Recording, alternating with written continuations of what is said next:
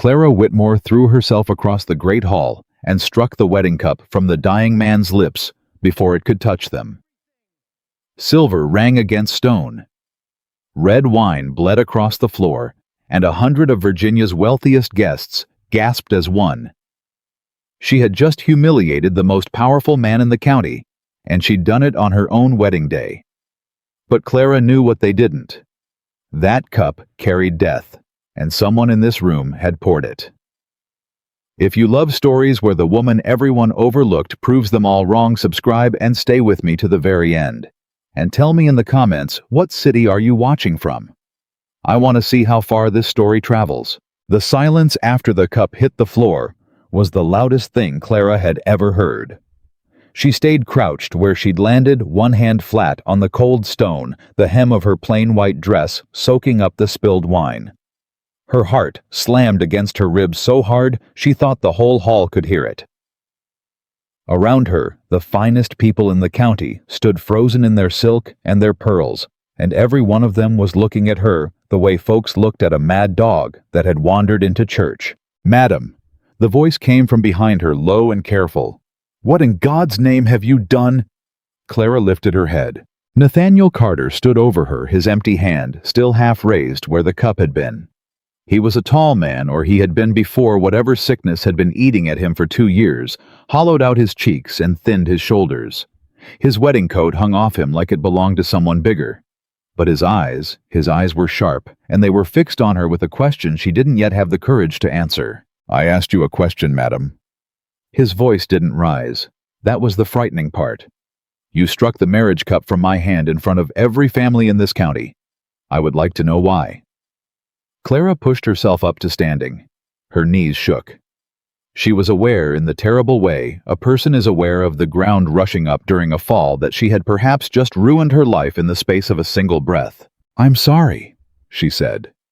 Then louder, because her father's voice was in her head, telling her that a whisper never saved anybody. "I'm not sorry. I'd do it again." A ripple went through the crowd. Somewhere, a woman laughed a short, disbelieving bark.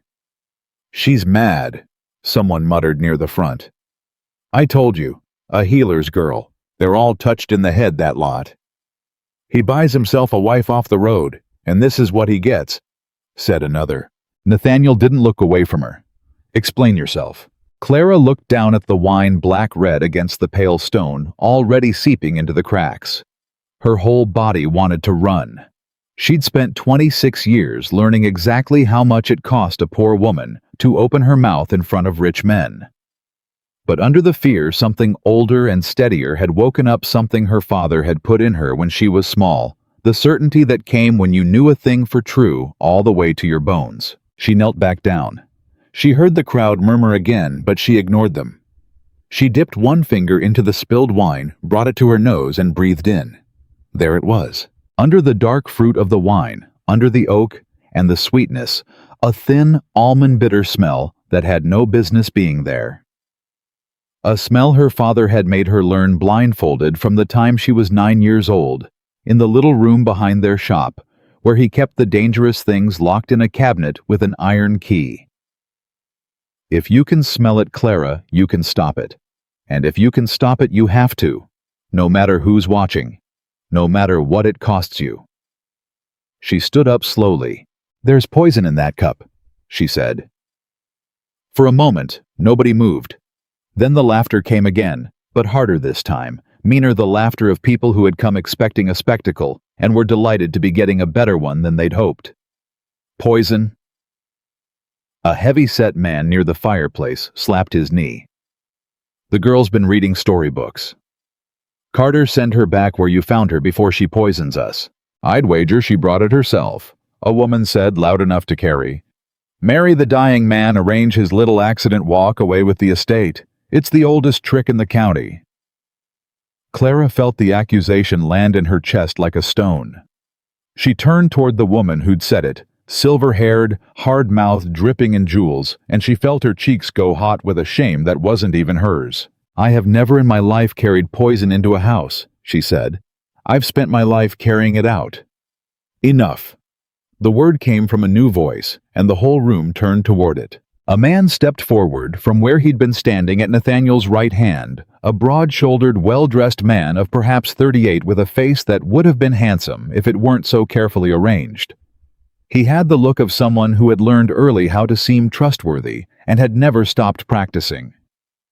"Nathaniel," he said gently, the way you'd speak to a man at a funeral. "Let me handle this. You shouldn't be on your feet." "I'm on my feet, Thomas," Nathaniel said. "I'll decide when I'm not." But Clara's eyes had gone to the man to Thomas the moment he spoke, and she saw something she wasn't meant to see.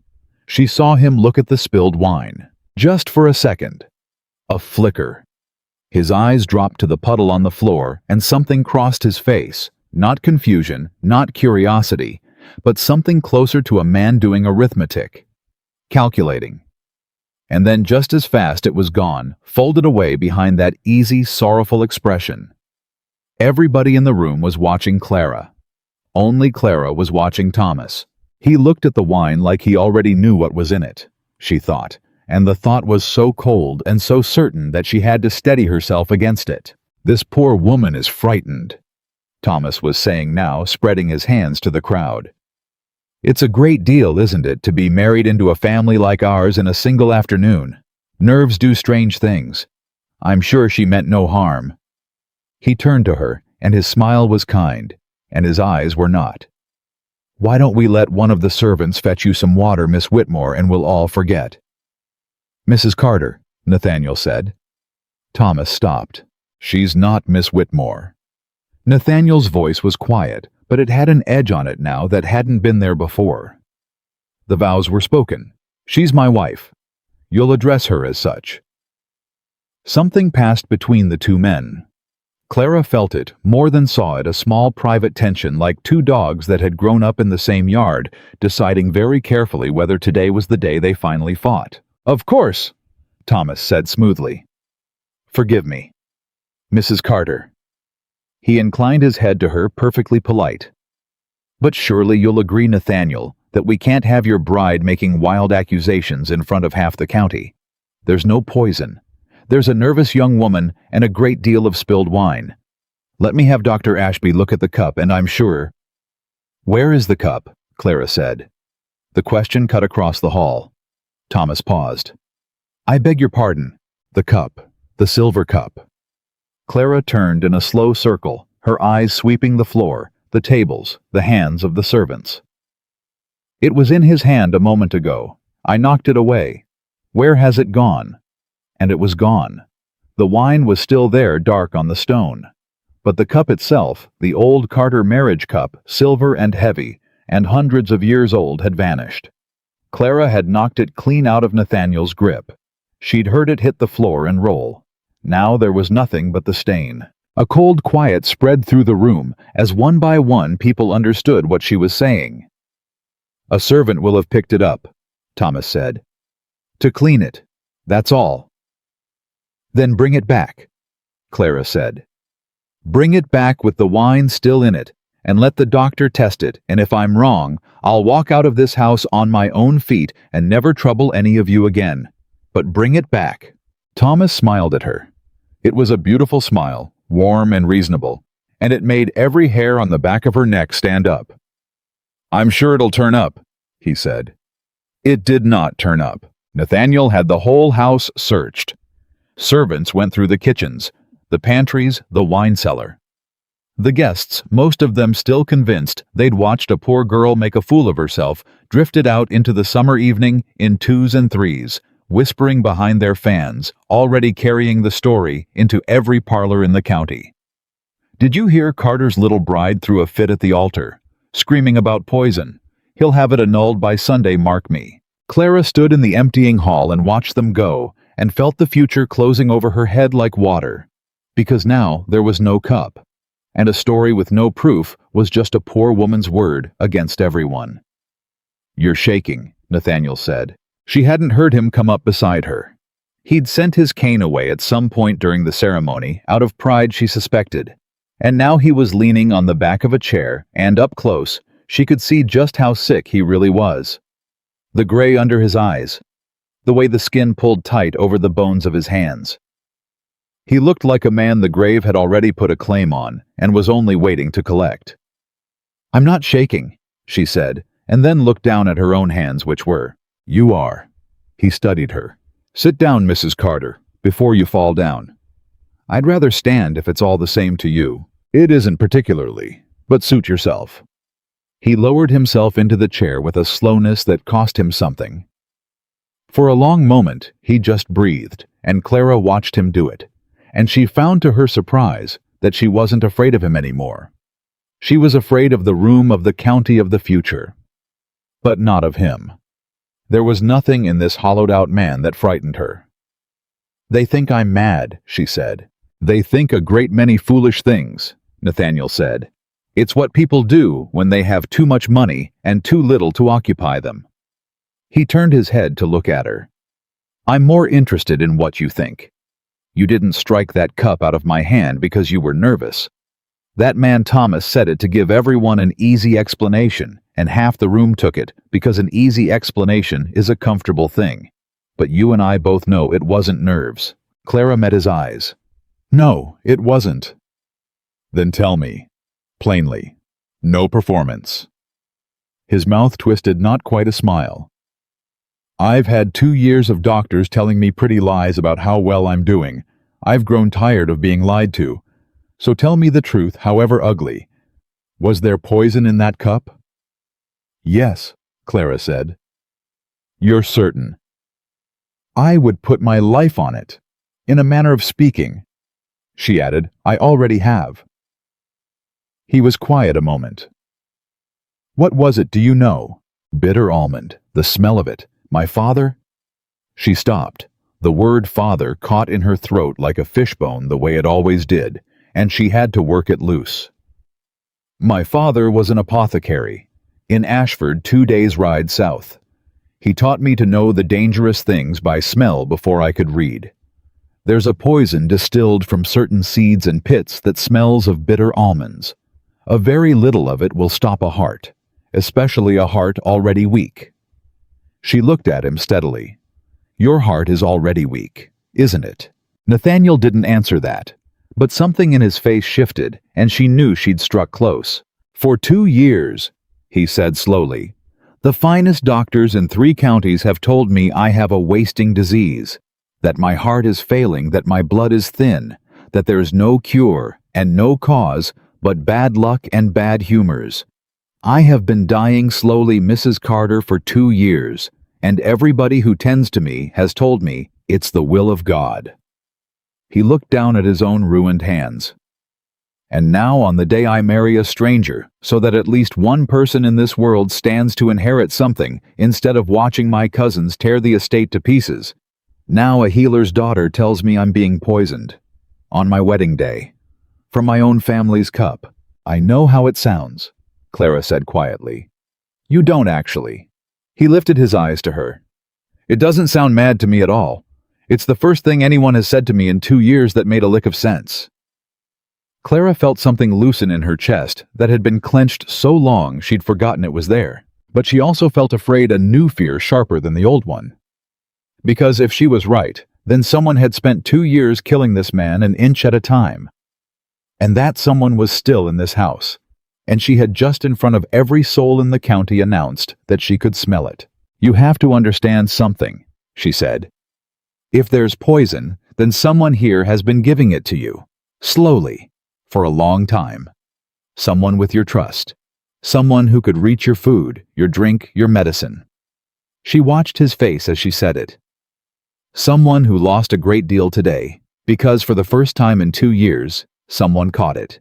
Nathaniel was quiet, and she saw him understand, saw the exact moment the pieces turned in his mind and locked together into a shape he did not want to look at. "You're saying," he said, "that it's someone I love. I'm saying it's someone you trust. That's not always the same thing." Clara hesitated. Then, because her father's voice was still in her head, no matter what it costs you, she said it. "The man who took the cup out of this room. Thomas. Who is he to you?" Nathaniel's jaw tightened. "Thomas Blackwood is my steward. He runs the estate, the books, the land, the accounts, the men." A pause. He's also the oldest friend I have. We grew up on this land together. His father was my father's overseer. When my parents died, Thomas was the one who held the whole thing together while I was too grief-struck to lift a pen. I owe that man more than I owe most of my own blood." "I see," Clara said. "You don't believe me." "I believe every word you just said. I'm sure he did hold it together." She chose her next words with care, the way you'd handle a wounded animal. "I only want to ask you one thing, and then I'll say no more about it tonight. When the wine spilled, when I said the word poison, everyone in this room looked at me. Everyone, except one man. One man looked at the wine on the floor, and the look on his face wasn't surprise. It was more like a man checking his sums." Nathaniel said nothing. "And then that same man was the one who explained me away as nervous. And that same man is the one who took the cup out of the room. And now the cup is gone." She spread her hands. "I'm not asking you to hate your oldest friend on the word of a woman you met this morning. I'm only asking you to notice. That's all. Just notice." For a long, long moment, Nathaniel Carter looked at her. And Clara held her breath, because she knew this was the hinge on which her whole life now turned. He could believe her, or he could throw her out into the summer dark. There was no middle path left. "My father used to say," Nathaniel said finally, "that a man surrounded by people who tell him only what he wants to hear is a man already half in his grave." He was quiet. "I've been in that grave 2 years, Mrs. Carter. I think I'd like to climb out of it if it's not too late." He looked at her. "So I'll do more than notice. Tonight you and I will speak with Dr. Ashby together, and I will watch his face when we do. And you will tell me everything you know about how a man is poisoned slowly, so I know what I'm looking at. Will you do that?" "Yes," Clara said. "But there's one more thing you have to know first before you trust me with any of it. Because if you're going to stake your life on my word, you should know exactly what I am." Nathaniel waited. Clara had never said this aloud to a stranger.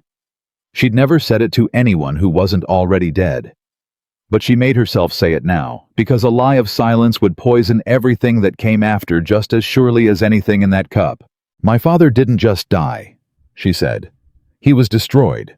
10 years ago, the wealthiest family in our part of the county, the Merricks, came to him. Their youngest son was sick, and none of the fine doctors could help, and so at the end, they came crawling to the poor healer they'd always sneered at. My father saved the boy, and when the boy lived, they were ashamed to owe a debt to a common apothecary. So they told everyone the boy had recovered on his own, and that my father was a fraud who'd nearly killed him with his herbs. They ruined him. Nobody would buy from him. Nobody would let him tend to them. He lost the shop. He lost his name. He died 2 winters later in a rented room coughing his lungs out, and I held his hand, and the last thing he said to me was—" Her voice broke, and she pushed through it. "The last thing he said was that he was sorry. He was sorry, as though it were his fault that rich men are cruel." The hall was very quiet. "So you should know," Clara went on steadier now, "that when I look at a room full of wealthy people, and I see them decide all at once that a poor woman is lying, I have seen exactly this before. I watched it kill my father, and I swore on his grave I would never again stand silent while somebody with power destroyed somebody without it. That's why I struck that cup. Not because I'm brave. I'm not brave, Mr. Carter. I'm terrified. I struck it because I could not stand and watch another good man die while the rich people around him smiled." She lifted her chin. "Now you know what you married. If you want to send me home, I'll understand. But you should know the truth of me before you decide." Nathaniel Carter looked at her for a long time, and then for the first time since she'd walked into that hall, the hard set of his face softened, and something that had been dead in his eyes for a very long time flickered faint but there. "Mrs. Carter," he said quietly, "I have been surrounded my whole life by people who wanted something from me. My money, my land, my name. And on the day I finally decide to buy myself a wife to make it a plain transaction, no pretense of love, just an arrangement, so my land doesn't fall to vultures. On that very day, the woman I bought throws herself across a room and knocks poison out of my hand in front of everyone at the cost of her own good name, and expecting nothing in return. He shook his head slowly. "No, I don't think I'll be sending you home. I think you may be the only honest thing that's happened to me in years, and I find I would very much like to keep you around long enough to find out who's been trying to kill me." Clara let out a breath she hadn't known she was holding. "Then we understand each other," she said. "We do." He reached for the arm of the chair to lever himself up, and Clara moved without thinking to help him, and he let her, which she suspected was itself a kind of trust he didn't give easily. "Come, before the good doctor slips away with everyone else. I want to see his face." They found Dr. Ashby in the front hall drawing on his gloves. He was a small, neat man of perhaps 50, with the smooth, unhurried manner of someone who had spent his career being paid well by the wealthy and had learned never to hurry, never to alarm, and never ever to promise a cure. He looked up when they approached, and Clara, watching him the way she'd been taught to watch a boiling pot that might tip, saw a flicker of something in his eyes before he smoothed it over. "Nathaniel," he said warmly, "you should be resting. This has all been a great strain. I'll come by in the morning with a fresh tonic." "No tonic," Nathaniel said. Ashby blinked. "I beg your pardon. No more tonics, no more powders, no more of anything you've been bringing me for 2 years. Nathaniel's voice was mild, but Clara heard the iron underneath. "My wife has a few questions for you, doctor, and I'd be obliged if you'd answer them here in the hall where I can see your face while you do." The doctor's smile stayed exactly where it was, but Clara watched the color go out of it. "Nathaniel, surely you don't take seriously the ravings of—" "Dr. Ashby." Clara stepped forward. She was aware of her plain dress, her calloused hands, everything about her that told this man she was beneath him. She spoke anyway. "The medicines you've been giving Mr. Carter for the last 2 years. What's in them?" "That is hardly a question for a healer's daughter," Clara finished.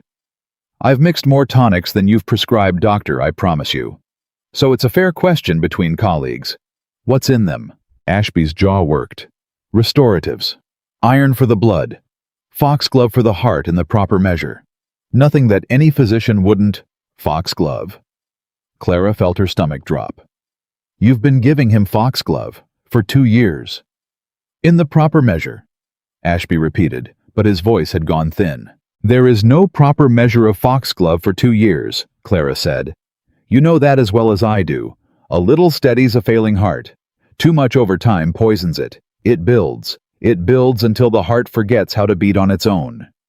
She stared at him. "You've been feeding this man foxglove for 2 years and calling it a cure. And on top of that, someone put bitter almond in his wedding cup to finish tonight what the foxglove couldn't finish fast enough." The hall was silent. Nathaniel had gone very still beside her. "You have no proof of any of this," Ashby said. But his hands, Clara noticed, had begun to tremble on his gloves.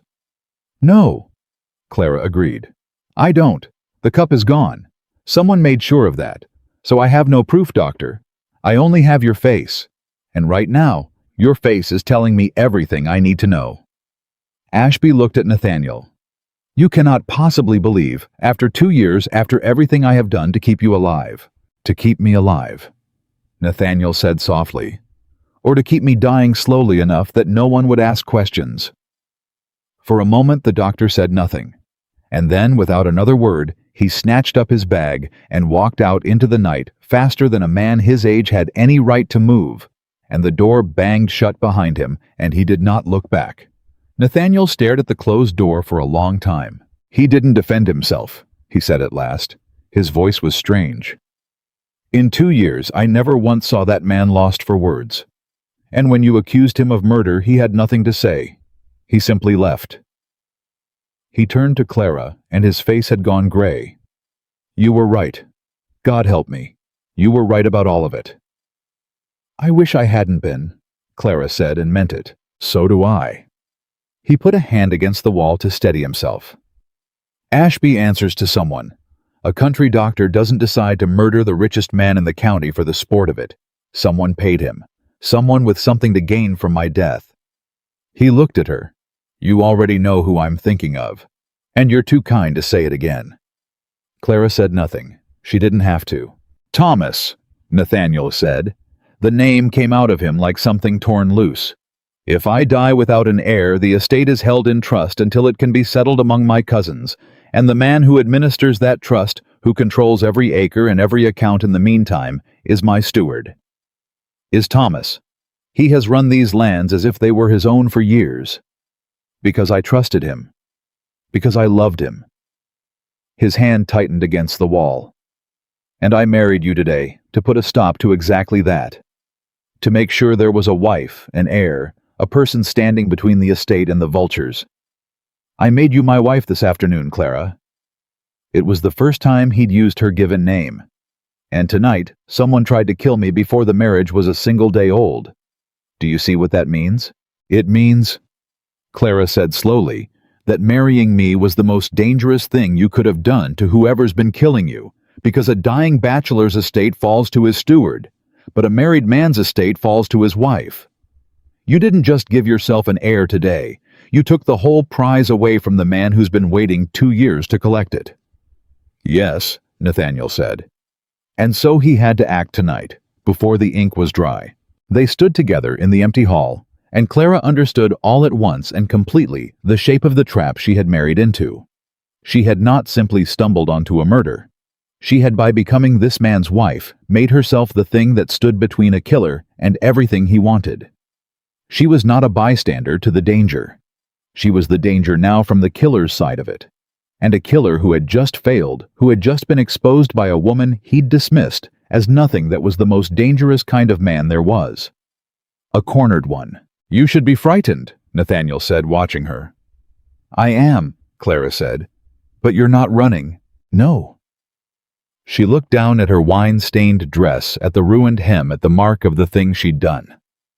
My father ran. Not from cowardice he had me to think of, and there's no shame in a man protecting his child. But he ran, and he was quiet, and he let them tell their lies, and it killed him anyway. Being quiet doesn't save you, Mr. Carter. It only makes you easier to bury. She lifted her eyes to his. I'm done being quiet. So no. I'm not running. If someone in this house wants you dead, then they'll have to come through your wife to do it. And I've spent my whole life being underestimated by people exactly like them. I intend to make it cost them. Something moved in Nathaniel's face.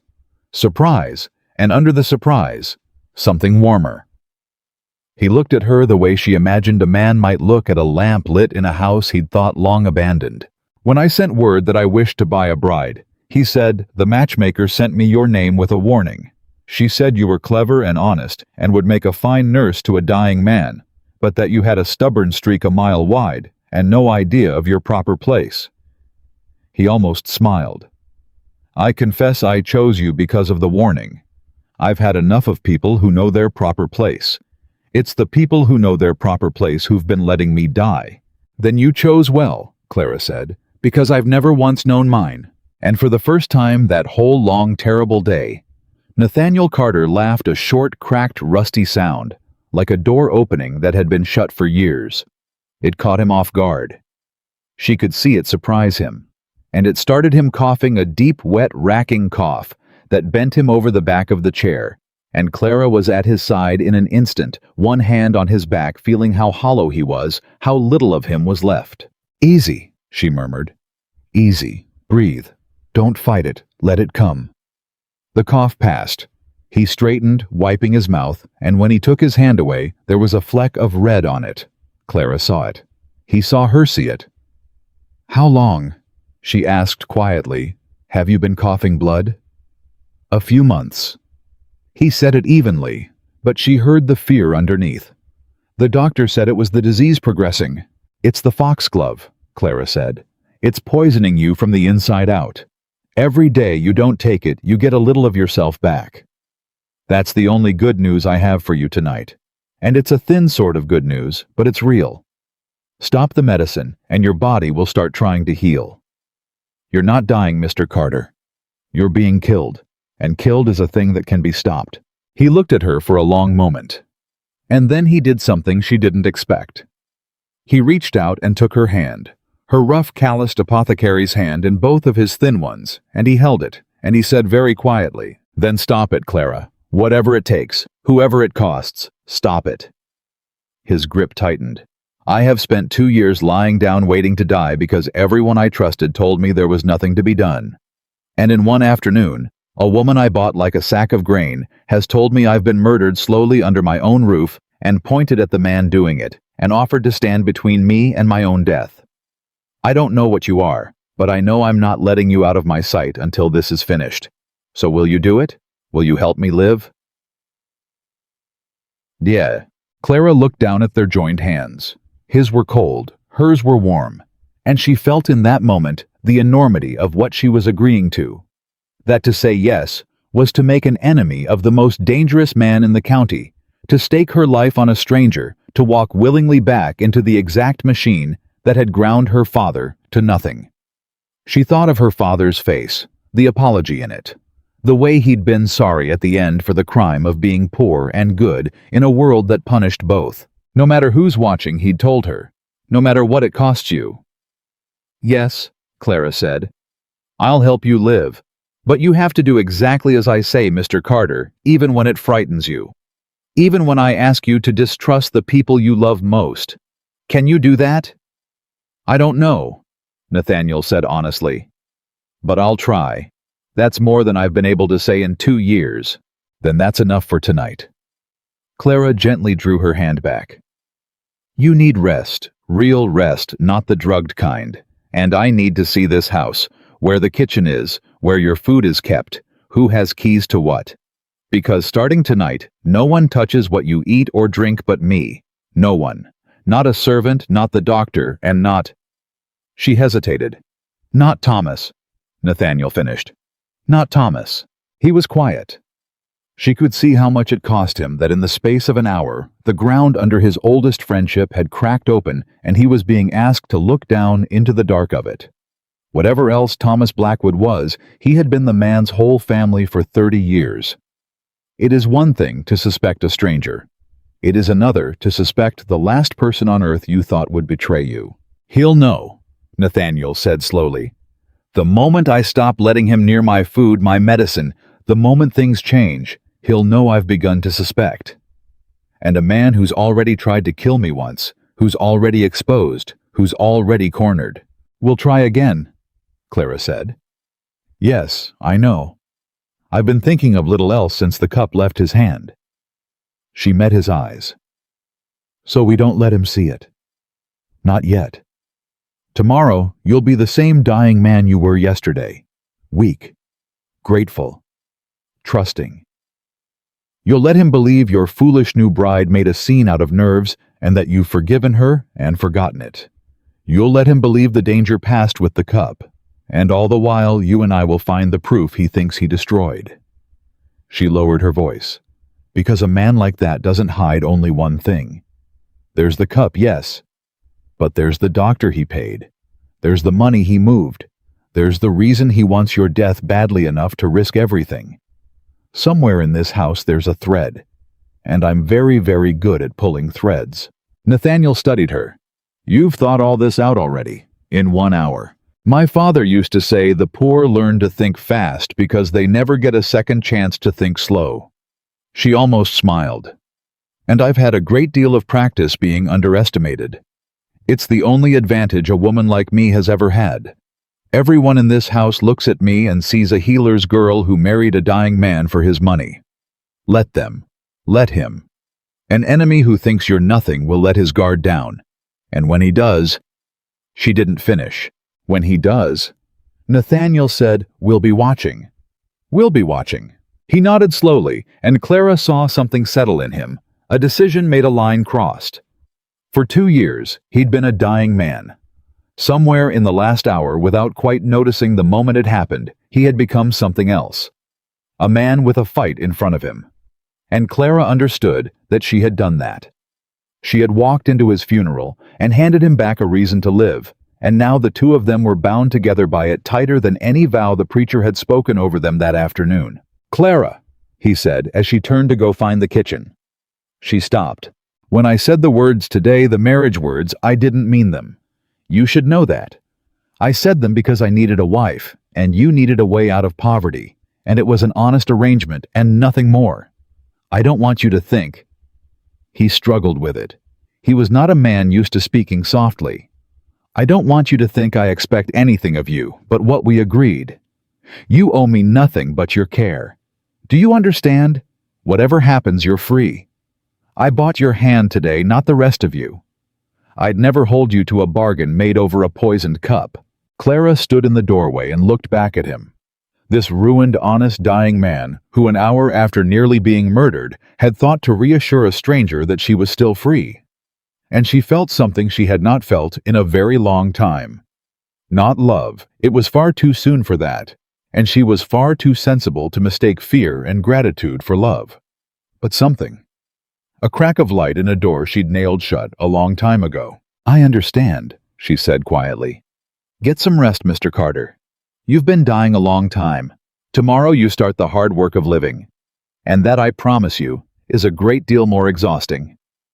She left him there in the empty hall where the wine still stained the floor. And as she walked into the dark of the great house, past the shrouded portraits of Carters, long dead, past the doors she didn't yet have keys to, past the servants who wouldn't yet meet her eye. Clara Whitmore, who was Clara Carter now, whether the county liked it or not, made herself a promise as solid as the one she'd made over her father's grave. She would find the man who'd tried to bury her husband alive. She would drag his crime into the light where everyone could see it. And this time, the poor girl was not going to lose. Somewhere above her on the second floor, a door clicked softly shut. Clara stopped in the dark hallway, one hand on the cold banister, and listened. She was not alone in the house. And whoever had just closed that door had heard every word. Clara did not move. She stood with her hand on the banister and made her breathing slow, though her heart had begun to run. "Who's there?" she called. Her voice came out steadier than she felt. "Show yourself. I heard the door." Silence answered her. The kind of silence a person makes on purpose, a listening silence, a held-breath silence. "I'll come up," Clara said. "And I'll come up whether you answer me or not.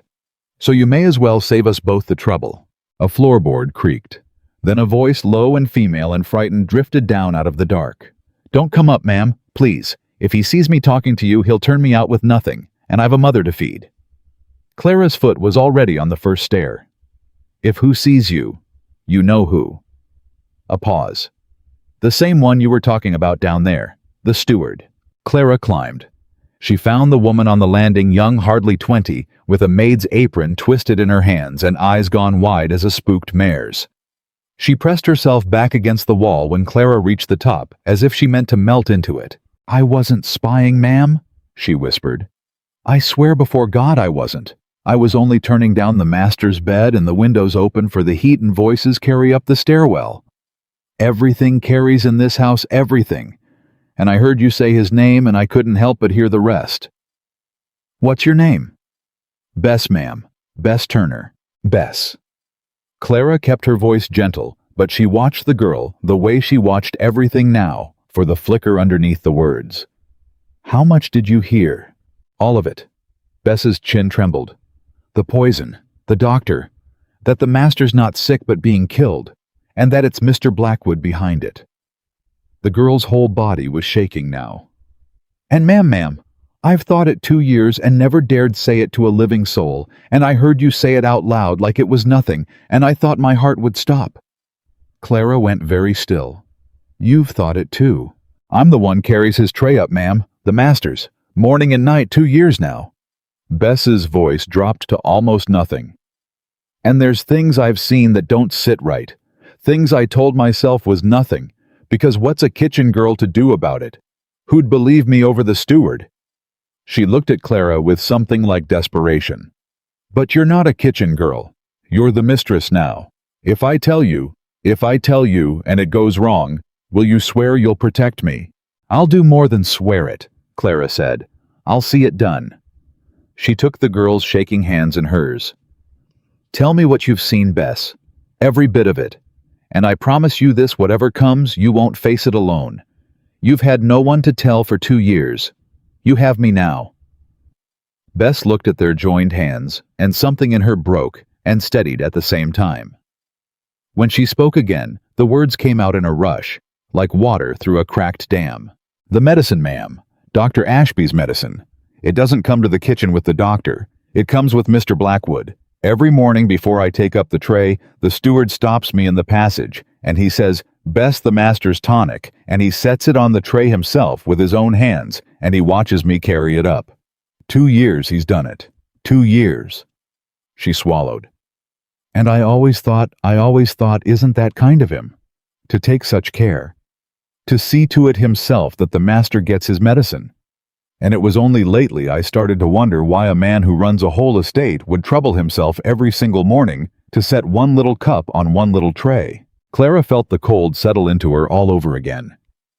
He controlled the dose, every day, with his own hands. I never saw him put anything in it, Bess said quickly. I want to be truthful with you, ma'am. I never once saw him do a wicked thing with my own eyes. He'd just set the cup down and hand me the tray. That's all I can rightly swear to. That's enough, Clara said. That's more than enough. A man doesn't need to be seen dropping poison, Bess, if he's the only one who ever touches the cup. All he needs is the cup and the trust and no one watching.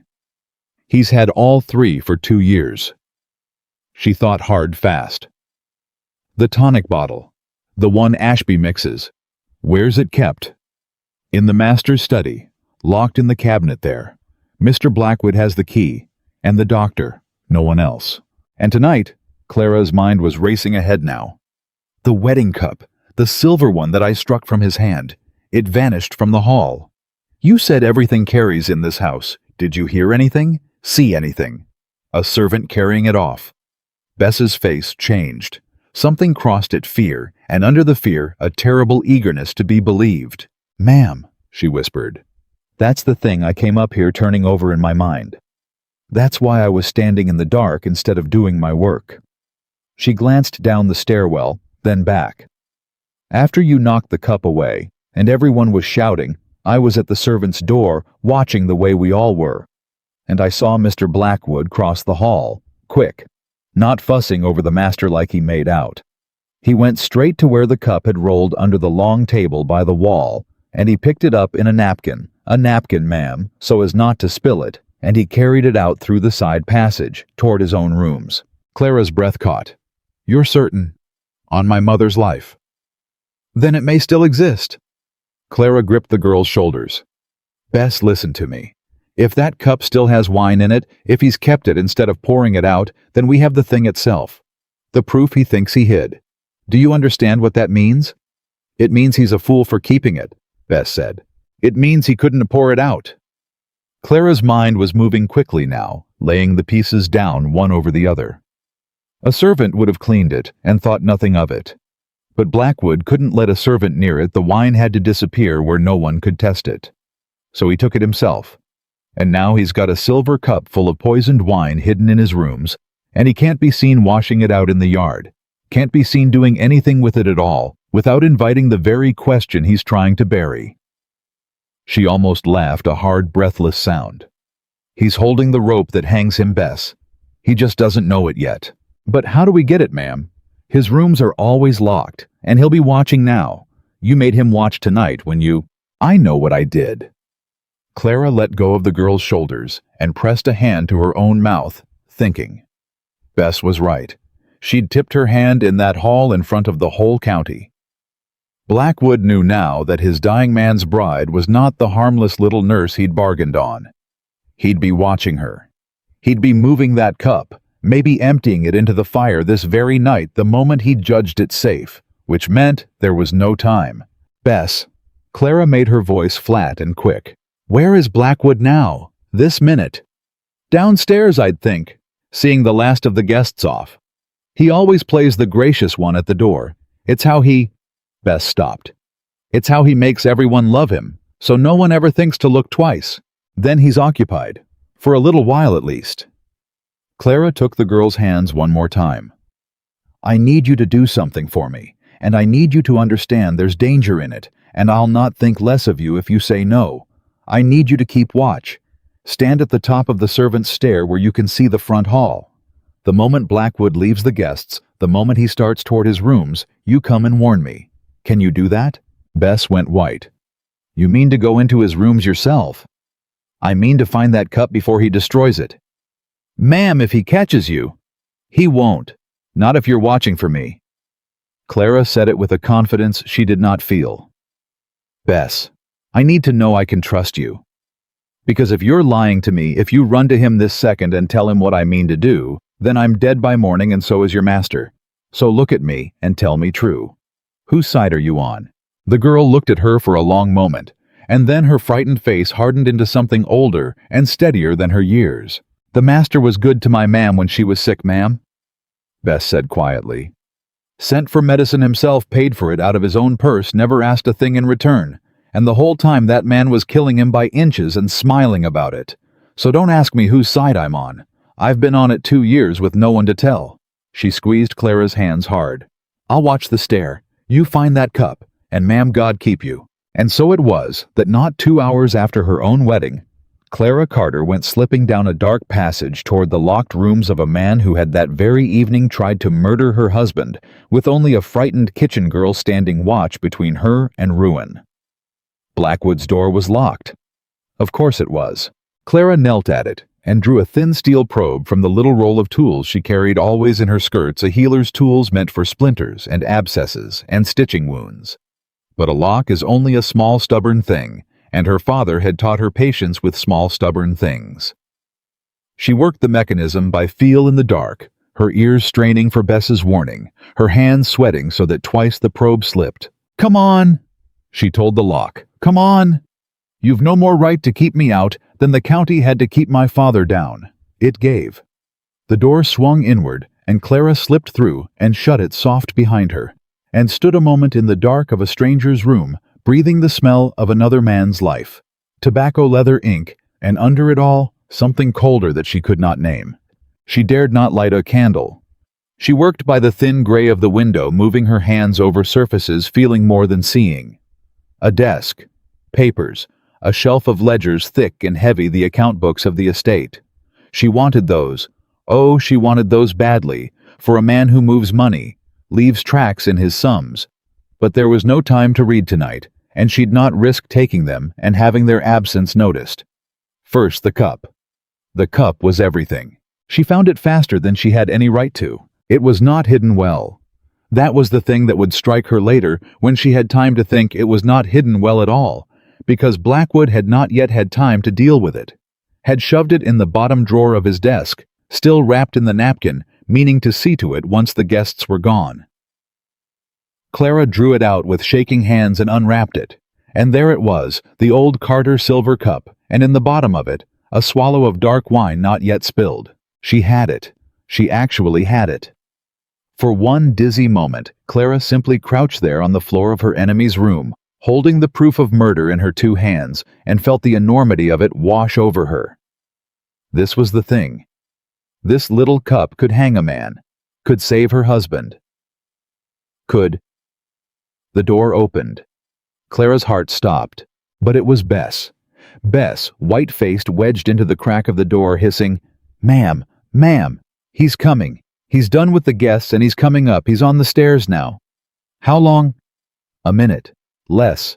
Ma'am, go." Clara stood. And in standing, she knocked the corner of the desk, and a small brass paperweight rolled off it and hit the floor with a crack that in the silence sounded like a gunshot. Both women froze. Footsteps in the passage, unhurried, coming closer, and then worse than hurrying, the footsteps slowed. Stopped. Just outside the door. "Bess." Blackwood's voice mild and pleasant and utterly cold. "Is that you, girl? What are you doing at my door this time of night?" Clara's blood turned to ice. She stood in the middle of the room with the cup in her hands and nowhere to go, and a killer 3 feet away with only a kitchen girl and an unlatched door between them. And Bess.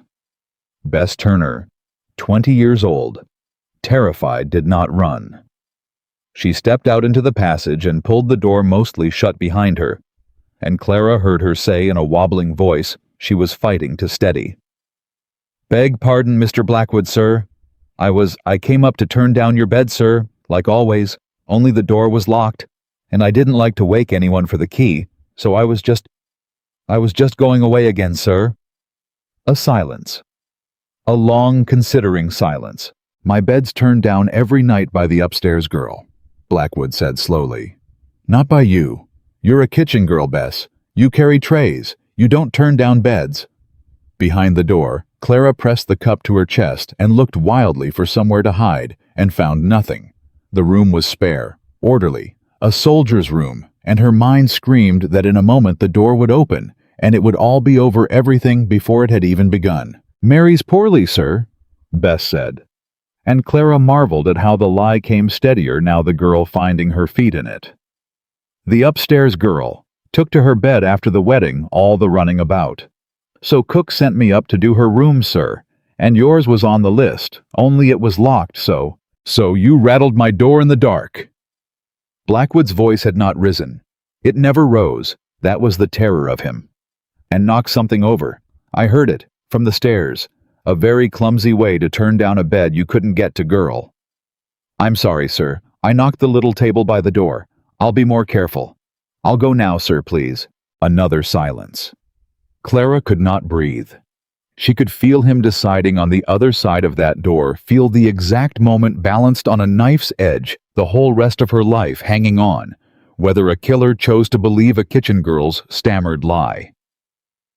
Go then, Blackwood said at last. And Bess, in future, you'll not come to this floor without my leave. Not for beds, not for trays, not for anything. This is my floor. Do you understand me? Yes, sir. Thank you, sir. Good night, sir. And Clara heard the girl's quick, light footsteps retreating down the passage, and heard Blackwood standing there a moment longer, and then mercifully, impossibly, heard him turn and walk away in the other direction toward the master's rooms, no doubt to look in on the man he thought he was killing, and play the loyal friend. Clara did not wait to understand her luck. She was out the door and gone down the servants' stair before her legs had properly decided to hold her, the poisoned cup pressed to her breast like a nursing child. And she did not stop until she was 3 floors down and safe behind her own door, with the bolt shot home. Only then did she let herself shake.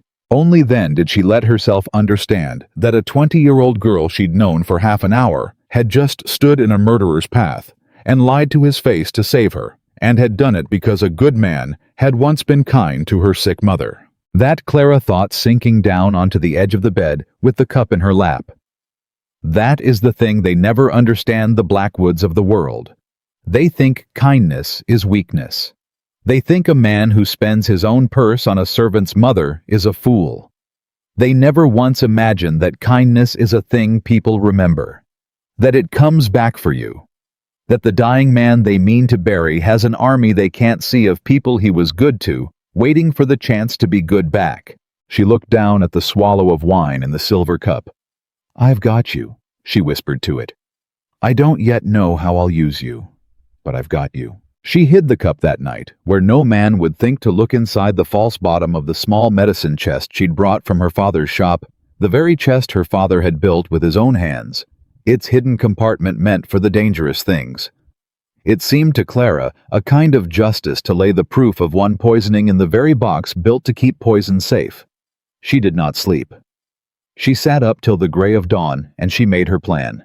Morning came, and with it the household waking, and Clara went down to the kitchen before anyone thought she'd be awake, and she found cook a great broad woman named Martha, with flour to the elbows and suspicion in every line of her face. So, Martha said, without turning from her dough, the new mistress. Come to give me my orders, have you? 2 years I've run this kitchen, and now a healer's girl'll tell me how to knead bread. No, Clara said. I have come to learn where everything is, and to tell you that from this morning I'll be carrying the master's food and drink up myself. Every meal. No one prepares his tray but me. No one carries it but me, and no one touches it in between. Martha turned around slowly. Flour dusted the air between them. And why would that be, mistress? You think my kitchen's dirty. I think your kitchen's clean as a chapel, and you're a fine cook, and you've had nothing to do with any of it, Clara said. But I'll be plain with you, Martha, because I've no time to be otherwise, and I think you're a woman who'd rather have it plain. Someone in this house has been poisoning your master for 2 years, in his food and his medicine. And I mean to stop it. and I can't stop it if I don't know that every single thing that goes into his mouth passed through my hands and mine alone." The dough went still under Martha's fists. "You'd best watch that tongue," the cook said very low. "Saying a thing like that." "I'll say it as loud as I have to, but I'd rather say it quiet to you and have your help." Clara held the older woman's eyes. "Bess trusts me. Ask her. And you trust Bess. So I'm asking you, will you let me guard his food? Will you help me keep the one man in this house who's ever been decent to any of you from dying under your own roof?" Martha looked at her a long time, and then slowly she wiped her floured hands on her apron and said in a different voice altogether, "You want to know something, mistress? 2 years ago, the master could eat a whole plate of my mutton and ask for more, and little by little it was less and less, till these last months he can't keep down but a few spoons of broth. And every doctor said it was the disease. And I stood in my own kitchen and thought, no, that's not disease. I've fed sick folk my whole life. I know what dying by inches looks like when a body just gives out. And this wasn't that. This was something doing it to him." Her jaw tightened. "But who was I to say so, a cook? Who'd listen to a cook?" "I'm listening to a cook," Clara said, and Martha's hard face cracked just for a moment, and she turned quickly back to her dough so Clara wouldn't see it. "Then God help you, girl," she said gruffly. "The master's food goes through your hands, and no one else is starting now. And if that snake of a steward comes sniffing round my kitchen, asking why, I'll tell him the new mistress is a jealous fusspot who don't trust anyone. Let him laugh at you. Let him think you a fool. Better he laughs than looks." "That's exactly what I want," Clara said. "Let them all laugh." She had 3 of them now, Bess, Martha, and the sick man upstairs who'd bought her hand and given her his trust. 3 against the most powerful man in the county, and every soul who bowed to him. It was not much of an army, but her father had faced his enemies with none at all, and been alone at the end, and she was not alone. That was already more than he'd had. She carried Nathaniel's breakfast up herself that morning. Broth and soft bread and a little honeyed water. Nothing that could hurt a weak stomach, nothing he hadn't watched her make. She found him sitting up in bed, gray and hollow, but with his eyes clearer than they'd been the night before. And he watched her set the tray down, and he said, "Well, you didn't sleep. I can see it. What happened?" "A great deal happened." Clara sat on the edge of the chair by his bed. "I have the cup." Nathaniel went still. "You have the wedding cup, the poisoned one. Blackwood took it and hid it in his rooms, and last night I went in and got it, and it's hidden now where he'll never find it." She said it quietly, quickly watching his face. "There's still wine in it. Still poison if I'm right. It's proof, Nathaniel. Real proof, the thing itself." For a moment he could not speak. His hand had gone to his mouth. "You went into his rooms. Alone. In the night. Not quite alone, but that's a longer story." She leaned toward him. "Listen to me, because we've little time and I need you steady. Here is where we stand. We have the cup which proves the wine was poisoned. But it doesn't yet prove who poisoned it. Any lawyer of Blackwood's would say a jealous new bride put the poison in herself to slander an innocent steward. We have Bess who'll swear she saw him hide the cup, but she's a kitchen girl and his word weighs 100 times hers in any court in this county. We have Martha who'll swear you've been wasting away in a manner no disease explains, but she's a cook. And we have Ashby the doctor who ran into the night rather than answer me. But a man who runs isn't a confession." She spread her hands. "Do you see? We have pieces. We don't yet have a rope. Every strand we hold his money and his standing could cut. We need something that even the county can't argue away. We need to know why Nathaniel. Why does he want you dead badly enough to risk the gallows? Find the why, and everything else falls into place around it." Nathaniel was quiet a long moment, and then he said slowly, "You want the account books." "I want the account books," Clara agreed. "You said he runs the estate, the land, the money, all of it. A man who wants another man's fortune doesn't just wait for him to die. He starts helping himself early. He can't help it. It's in his nature. Somewhere in those books, Nathaniel, there's a lie in the sums. And I think if we find it, we'll find the whole shape of what he's done. I can't read them, Nathaniel said. I never could, not the way you mean. Thomas kept the books because I never had the head for figures, and I trusted him and God listened to me. I trusted him, and every word out of my mouth is another reason he had to think I'd never catch him. His voice cracked. I handed that man my whole life on a plate, Clara. I signed whatever he put in front of me. Land papers, loan papers, I never read a one. I trusted my oldest friend. He pressed the heel of his hand against his eyes. What kind of fool? The kind who trusts, Clara said sharply. Which is no kind of fool at all, Nathaniel. It's the best thing in you, and I won't have you sitting there letting him poison that too. He didn't win because you're a fool.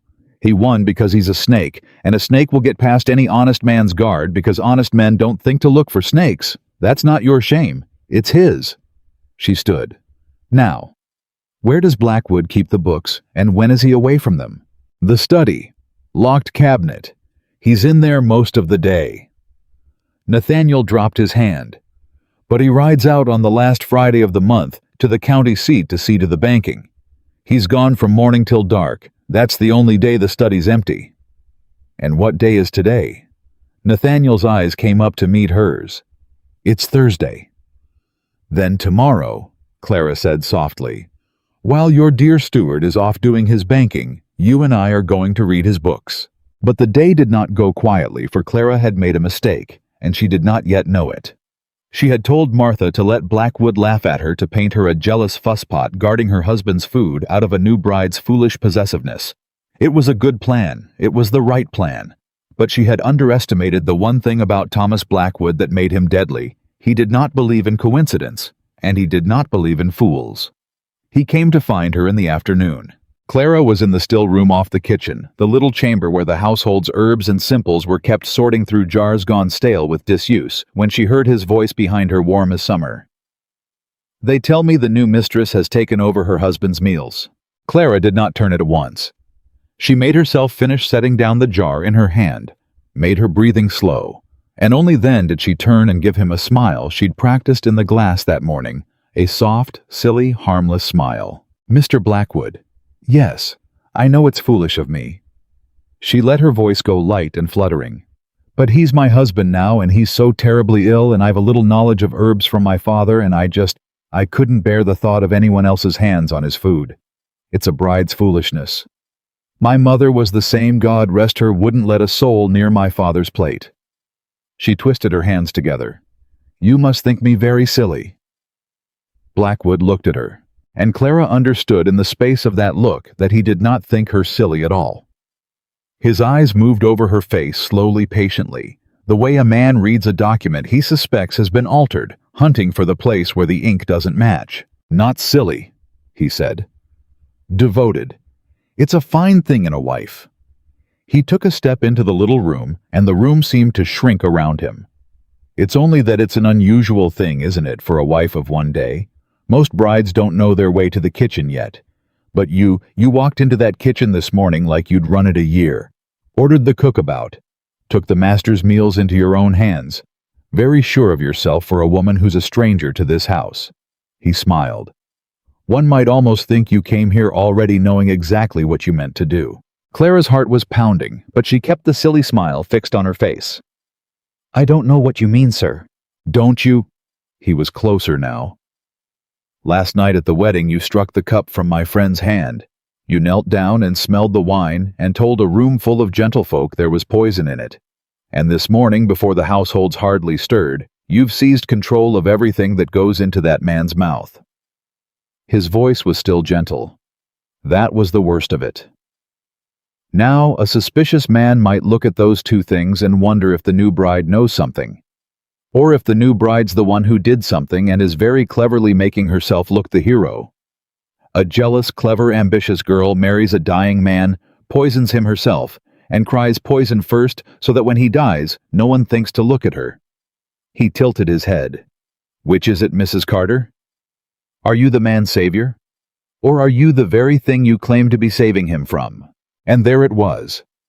The trap laid neat and clean. Clara saw the whole of it at once, that he meant to flip her own accusation back onto her to be the first to name her a poisoner, to build the story before she could, so that when she finally moved against him, she'd already be painted as the guilty one. He was not defending himself. He was going on the attack, and he was very, very good at it. But Clara Whitmore had spent her life being accused by people richer than herself. And she had learned at her father's ruin exactly one lesson that had kept her alive: never let them see you flinch. "You're right," she said. Blackwood blinked. It was the smallest crack in his composure, but she saw it. She'd surprised him. "I'm sorry. You're right that it looks strange. That's a fair thing to say, and I'd think the same in your place." Clara let the silly smile fall away and let him see instead something steadier. "So let me put your mind at ease, Mr. Blackwood, since you've been kind enough to worry for your friend. I'll tell you exactly why I've taken his food. It's because someone's been poisoning him, and last night I proved it, and now I mean to make sure it stops. And you're quite right that a suspicious person might wonder if it's me. So here's my answer to that test. The food. Any meal, any day, take it to any doctor you please and have it tested. I'll welcome it. Because I've nothing to hide in that broth but honey and barley. The poison in this house never came from my hands." She held his eyes. "And I think, Mr. Blackwood, that whoever it did come from is feeling very uneasy just now. Because for 2 years they had a clear road. And last night, the road closed. The two of them stood there in the little herb-scented room, and something passed between them that had no more pretense in it, the polite masks slipping just for a heartbeat, so that each saw the other plain. He knew that she knew. She knew that he knew she knew. And neither one could yet say it out loud. "You're a bold woman," Blackwood said softly. "I've had to be. Bold women in this county tend not to last long." He said it pleasantly, as though remarking on the weather. "It's a hard place, Virginia. Fevers, accidents, falls from horses. A woman with no family, no name, no one to ask questions if she should vanish. She'd want to be careful. She'd want to be very careful about the enemies she made." "Is that a warning, Mr. Blackwood?" "It's a kindness," he said, "from your husband's oldest friend, who'd hate to see anything happen to his new bride." And he smiled and tipped his head to her courteous as a dancing master, and turned to go. He was at the door when Clara said, "Mr. Blackwood." He paused. "The wedding cup," she said. "The silver one. It went missing last night in all the confusion. Such a shame, a family heirloom hundreds of years old, I'm told. I do hope it turns up." She let a beat pass. "You wouldn't have any notion where it's got to, would you?" For one instant, one single instant, the mask slipped entirely, and Clara saw underneath it a thing that made her glad of the locked door of her medicine chest 3 floors up. She saw hatred pure and cold, and beneath the hatred something she had not expected, and which changed everything. She saw fear. Thomas Blackwood was afraid, which meant Thomas Blackwood did not know where the cup was. He'd gone to his rooms last night and found it gone, and he did not know she had it, and the not knowing was eating at him. "I'm sure it'll turn up," he said, the exact words he'd used last night. But this time, they came out through his teeth. And then he was gone, and Clara stood alone in the little room and let herself breathe again and thought, "Now we both have something the other wants. He wants the cup, and he'll tear this house apart to find it. And I want the books. And tomorrow he'll be gone to the county seat, and I'll have them." But she'd rattled him, and a rattled snake strikes without waiting for Friday. That night, Clara woke to the smell of smoke. She came up out of sleep all at once, the healer's instinct that had never once failed her father, and she was on her feet before she was fully awake, and she smelled it clear smoke, and under it the sharper reek of burning. Not the kitchen fire. Something wrong, something close. She ran into the passage in her nightdress, and the smoke was thicker there, rolling along the ceiling, and it was coming from the direction of the master's rooms. "Nathaniel!" She was running before she'd finished the word. "Nathaniel!" His door was hot to the touch. She threw it open and smoke billowed out, and she saw the flames the heavy curtains around his bed had caught were burning the fire, climbing fast toward the canopy, toward the sleeping man who lay below it, too weak and too drugged by his illness to wake. Nathaniel! She was across the room, hauling at him, dragging his thin body half off the bed as the fire roared up above them both. Nathaniel! Wake up! Wake up! We have to go now. He came awake, coughing, disoriented, and she got an arm under him and hauled, and he was so light, so terribly light, that she got him up and stumbling toward the door as the canopy came down behind them in a rush of sparks and flame. They fell together into the passage. Clara kicked the door shut on the fire and screamed the house awake. Fire, fire in the master's rooms, wake up all of you. Water buckets, wake up. And the household came pouring out, Martha and Bess, and the stable boys and the rest, and they formed a line and beat it down before it took the whole floor.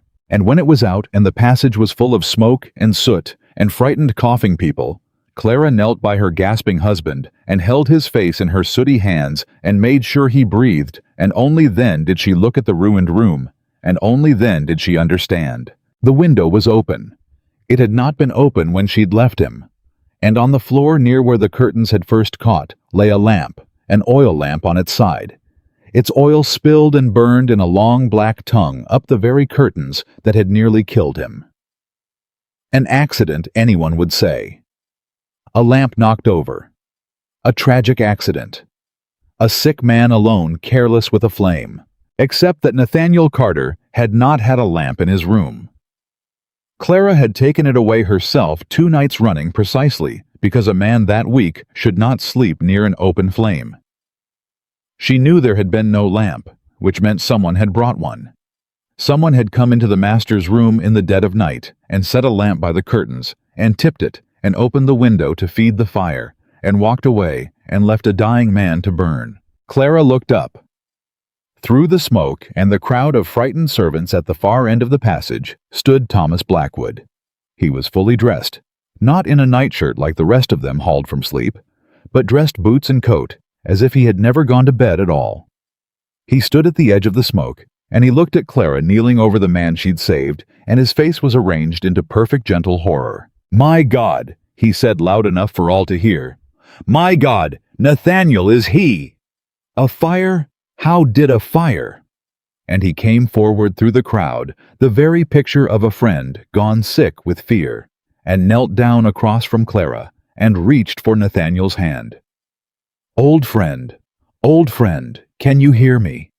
Thank God your wife woke. If she hadn't."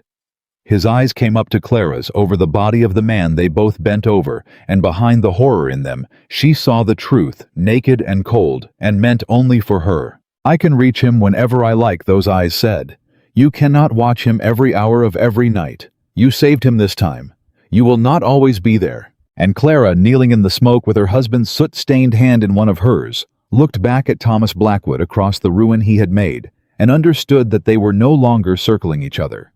The circling was done.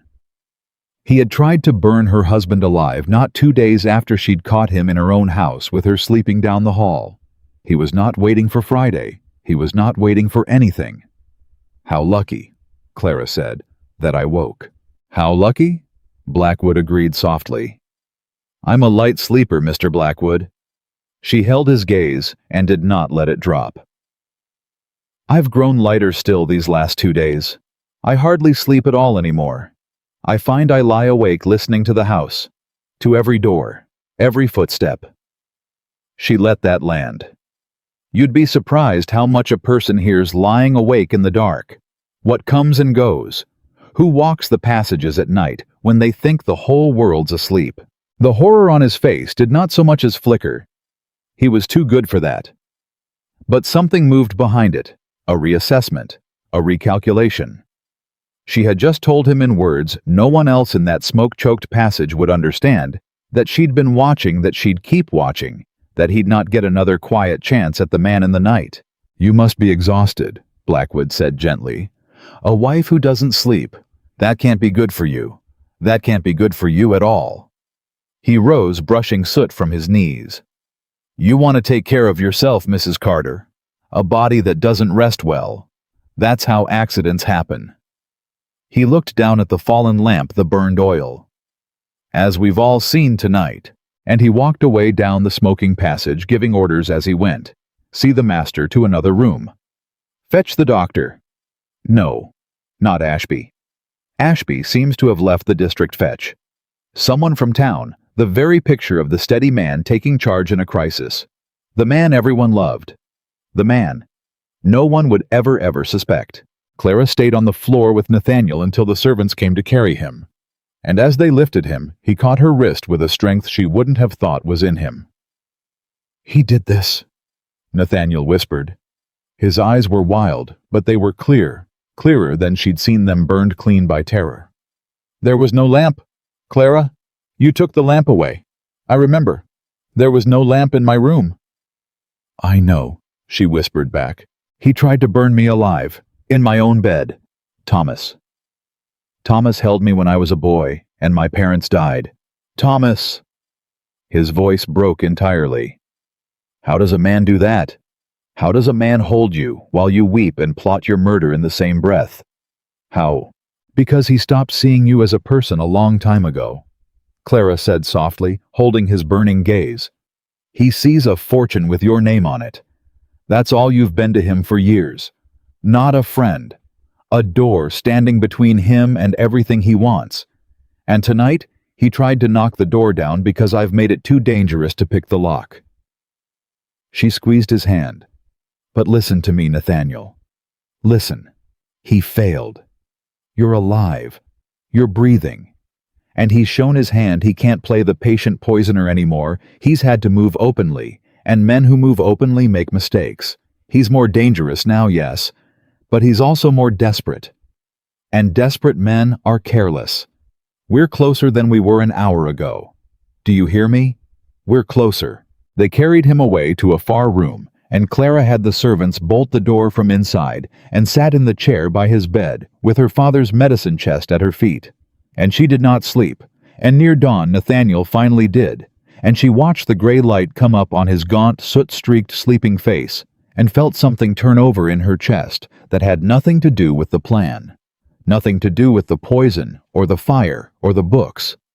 Something she had no business feeling for a man she'd married 2 days ago as a business arrangement over a poisoned cup. She looked at him and she thought, "I will not let you die.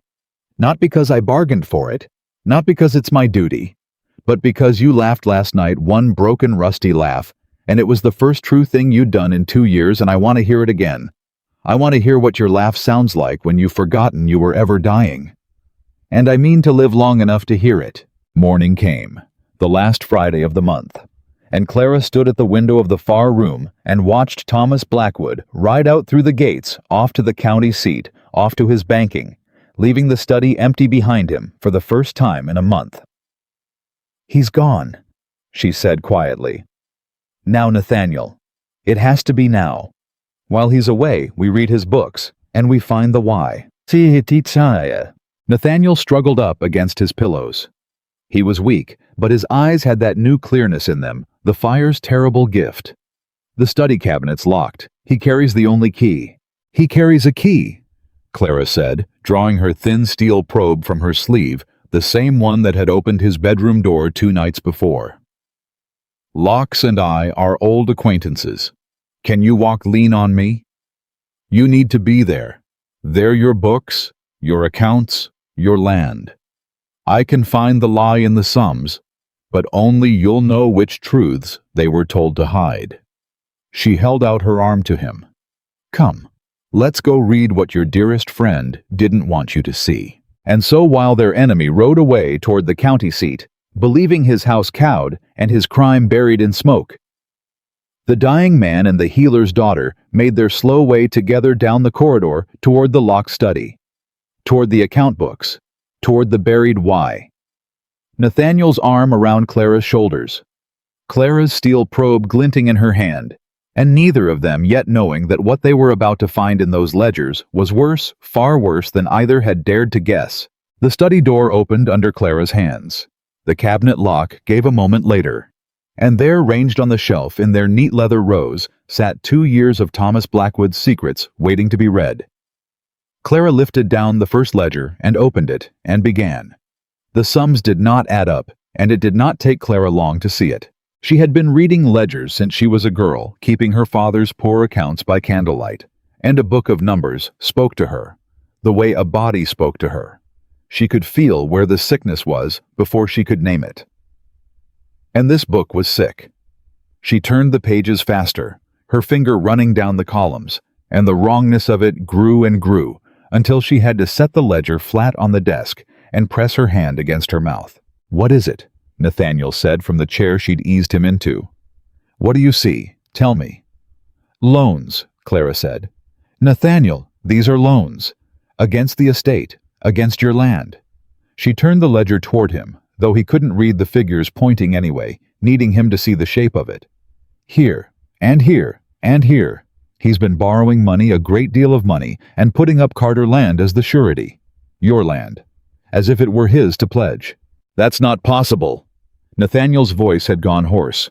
"The land's entailed. It can't be mortgaged without—" He stopped. "Without your signature," Clara finished quietly. "You said it yourself. You signed whatever he put in front of you. Land papers, loan papers, you never read a one." The color drained out of his face. God, Clara. He put them in the stack. Among the ordinary papers, the leases and the wages and the things I signed without looking because I trusted. He couldn't finish. He didn't have to. "He's been bleeding the estate dry for years," Clara said, turning the pages, the picture sharpening with every one. "Borrowing against it, spending the money I don't yet know where, but it's gone. Look, thousands of dollars gone out and never coming back in. And the debts are coming due. See the dates, they fall due this autumn. All of them near enough. Thousands of dollars owed, and no way on earth to pay it." She looked up at him, and the last piece fell into place, and it was so ugly she almost couldn't say it. "Nathaniel, if those debts come due and can't be paid, the men who hold the notes take the land. Your land. Unless—" "Unless what?" "Unless you die first." Clara's voice dropped to almost nothing.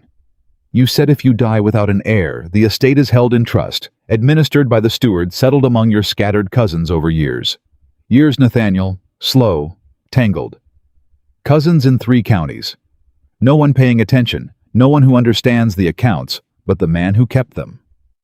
In all that confusion, a clever steward could hide the debts, could sell off land quietly to cover them and pocket the rest, could make the whole ruined mess disappear into the settling of a dead man's estate, with no living owner to ever ask a question." She sat back.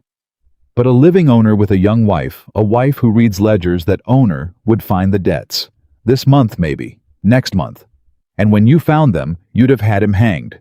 So he couldn't let you live long enough to look. That's the why, Nathaniel. That's the whole of it. He didn't poison you out of greed for your fortune. He poisoned you to hide that your fortune's already gone.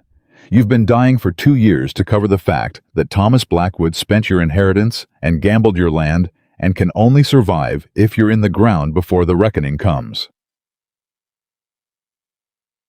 For a long moment, Nathaniel Carter said nothing at all.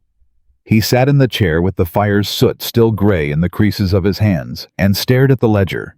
He couldn't read, and Clara watched the grief work through him.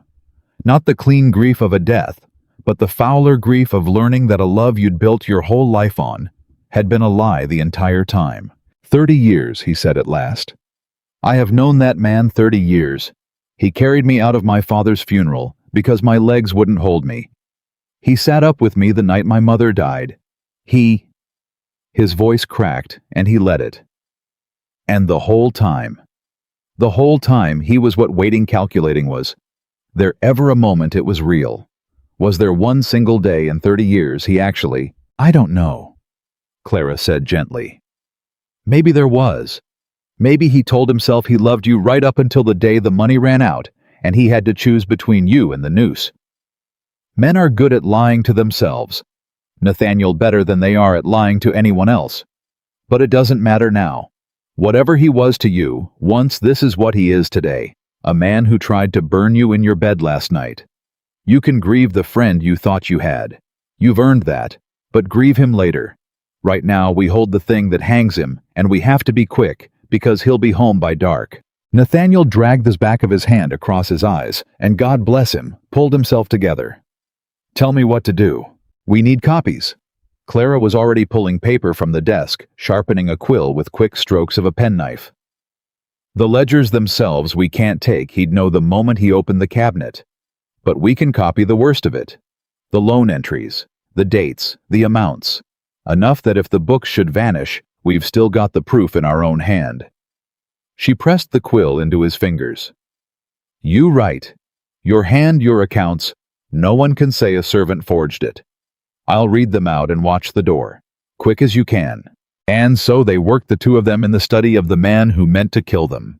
Nathaniel copying out his own ruin in a shaking hand.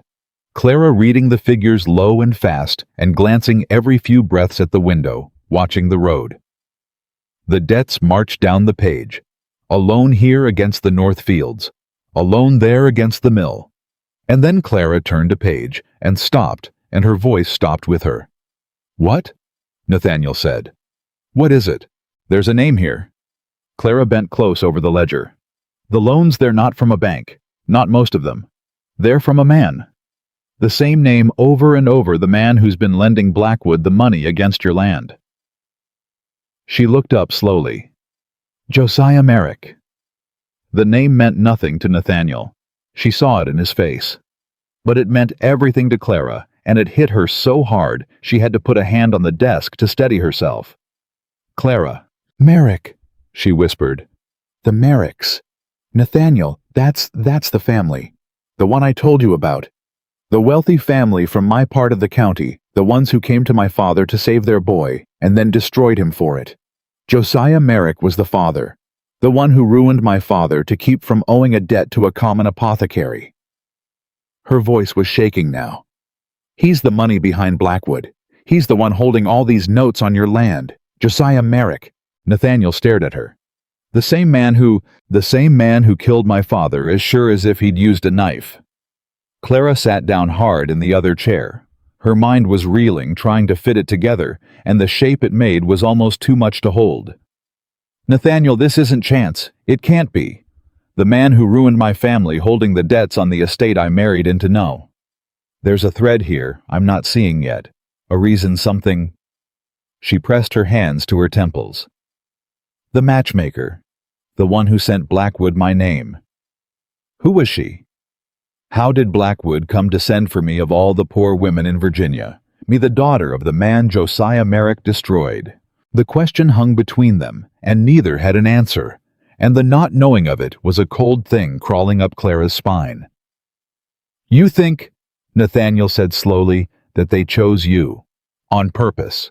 I think I have to consider it." Clara made herself breathe.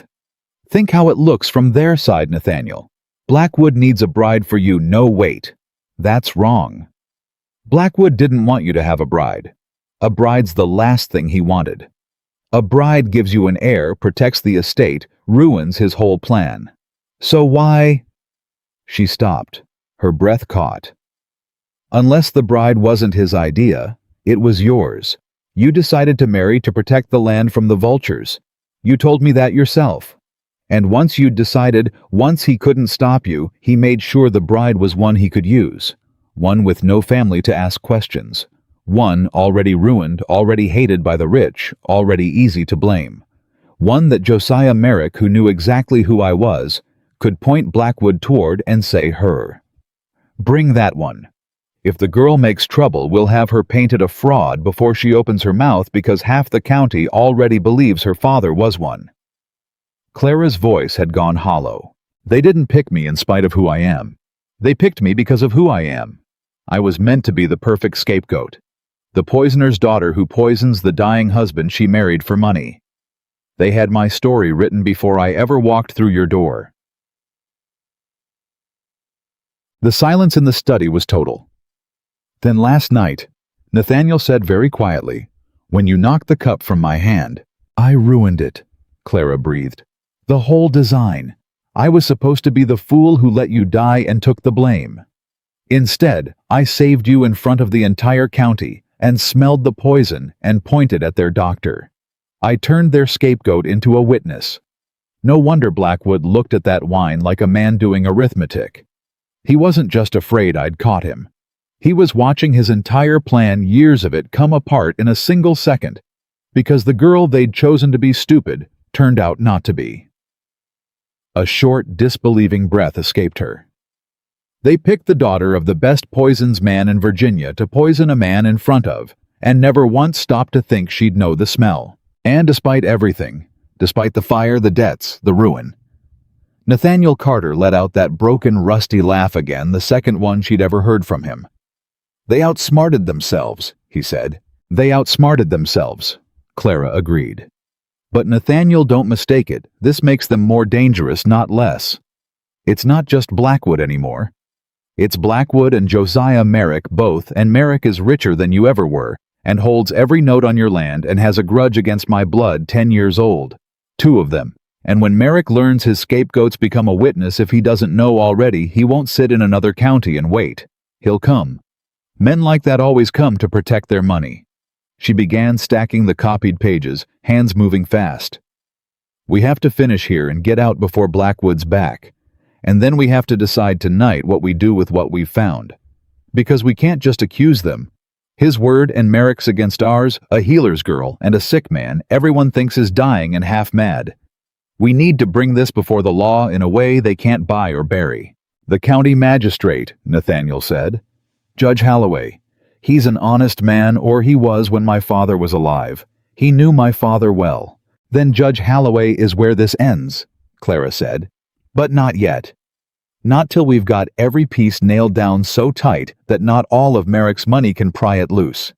The books, the cup, Bess's testimony. Ashby, if we can find Ashby and make him talk, a bought doctor who turns is worth more than all the rest. We build it whole, and then we bring it down on them all at once in the one place their money can't reach." She looked at him. "Can you hold on that long? Can you stay alive that long, Nathaniel? Because they'll be trying every hour to see that you don't." "I've stayed alive 2 years while they poisoned me," Nathaniel said. "I reckon I can manage a few more weeks, now that I know to duck." And there was something new in his voice when he said it, not the resignation of the dying man she'd married, but something harder and warmer both. Something that wanted to live. They finished the copying. Clara returned the ledgers to their exact places on the shelf, closed. The cabinet worked the lock shut with her probe. She had just slipped the copied pages into her bodice when Bess came flying down the corridor, skidding at the study door, her face white. Ma'am, he's back." "Mr. Blackwood, he's riding up the drive right now. He's early. He's hours early." Clara's heart lurched. "Get Nathaniel up. Quick, Bess's other arm." And the 3 of them staggered out of the study, Clara pulling the door shut and hearing the latch catch, just as down at the far end of the corridor, the front door opened and Thomas Blackwood's voice rolled up the stairs calling for a servant home hours before he should have been. They got Nathaniel into the far room and the door bolted a bare breath before Blackwood's boots sounded on the stair. Clara pressed her back to the wall, heart slamming, and listened. The footsteps came up the corridor, slowed, stopped. She was almost sure outside the study door. A long pause. Then they moved on toward the master's rooms, and she heard him call, "Nathaniel, old friend, are you resting?" And then finding the burned rooms empty, a sharper note. "Where's the master? Where have they put him?" "He's early," Clara whispered. "Bess, why is he early? What happened?" "I don't know, ma'am. The stable boy said he came riding up like the devil was after him. Didn't hardly cool the horse." And Clara pressed to the wall with the copied pages against her heart, understood with a cold certainty that something had changed. Blackwood didn't ride home hours early from his banking for nothing. Something had reached him at the county seat. Some word, some warning, or some instruction. The bolt of the far room's door held. Blackwood found it and knocked gentle and warm. "Nathaniel! It's Thomas. I heard about the terrible fire. I've been half out of my mind. Won't you let me in? Old friend, I need to see with my own eyes that you're all right." Nathaniel looked at Clara. She shook her head hard. "I'm resting, Thomas." Nathaniel called, and his voice was steady, and Clara could have wept at how well he did it. The doctor from town's given me something for the pain. I'll see you at supper. Let me sleep. A silence on the other side of the door. Of course, Blackwood said at last. Of course. Rest. I'm only glad you're alive. Your wife's a hero, isn't she twice over now? First the wine, now the fire. What luck that she's such a light sleeper. The warmth in his voice had a blade in it now, and it was meant for Clara, and it found her. A wife like that. She must be very tired. She really must take care of herself. Good night, old friend. Sleep well. And his footsteps retreated. Clara let out a breath she felt she'd been holding for a year. But her relief lasted only until Bess at the window made a small sound in her throat. Ma'am, there's a second rider, coming up the drive. Clara crossed to the window. A man on a good horse was riding up through the summer dusk, unhurried, a big man well-dressed with the settled arrogance of someone who had never in his life been told to wait.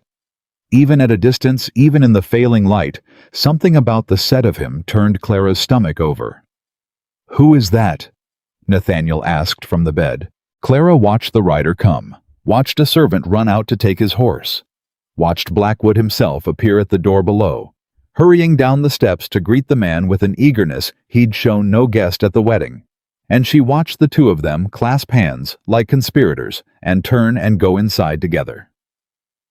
That, Clara said quietly, and she was surprised her voice held, is Josiah Merrick. She hadn't seen the man in 10 years. But you don't forget the face of the man who watched your father die.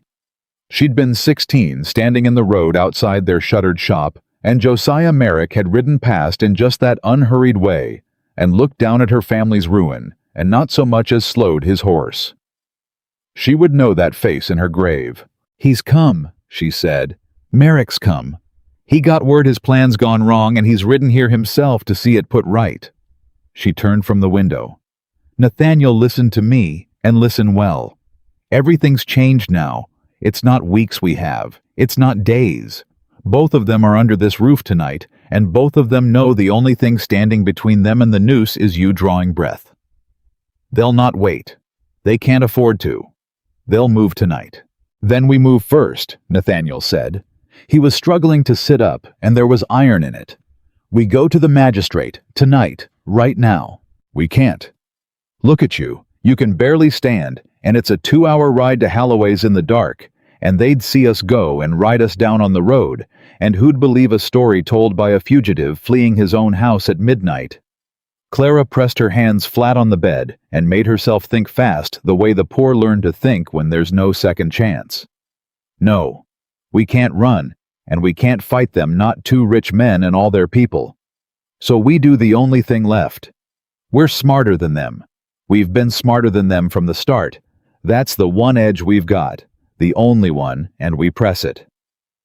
She looked at Bess. Bess, can you get out of the house without being seen, on foot through the servants' ways? Yes, ma'am. There's the kitchen door and the kitchen garden and the walls low at the back. Then here's what I need you to do, and I'll not lie to you, it's the most dangerous thing I've asked yet. Clara took the girl's hands. Take the copies. I'll make you carry them sewn inside your dress. You go tonight on foot cross-country to the stables at the crossroads, you know it, and you hire or beg or borrow a horse, and you ride for Judge Holloway's, and you don't stop for anyone. You put these papers in the magistrate's own hand, and you tell him the master of Carter Estate is being murdered, and to come with men tonight before it's too late. Can you do that? Will you do that? Bess looked down at their joined hands at the papers, at the enormity of it. And then she looked up, and her frightened girl's face had that older, steadier thing in it again. He paid for my mam's medicine out of his own purse, she said, and never asked a thing back. I'll ride to the judge or I'll die on the road trying, ma'am, one or the other. Live, Clara said, fiercely gripping her hands. Don't die on the road. Live and ride and bring the law back with you. That's the only thing I need. Now go. Martha will help you sew the papers. Go quick before they set a watch on the doors. Bess went. And Clara turned back to Nathaniel, and the two of them were alone now, truly alone.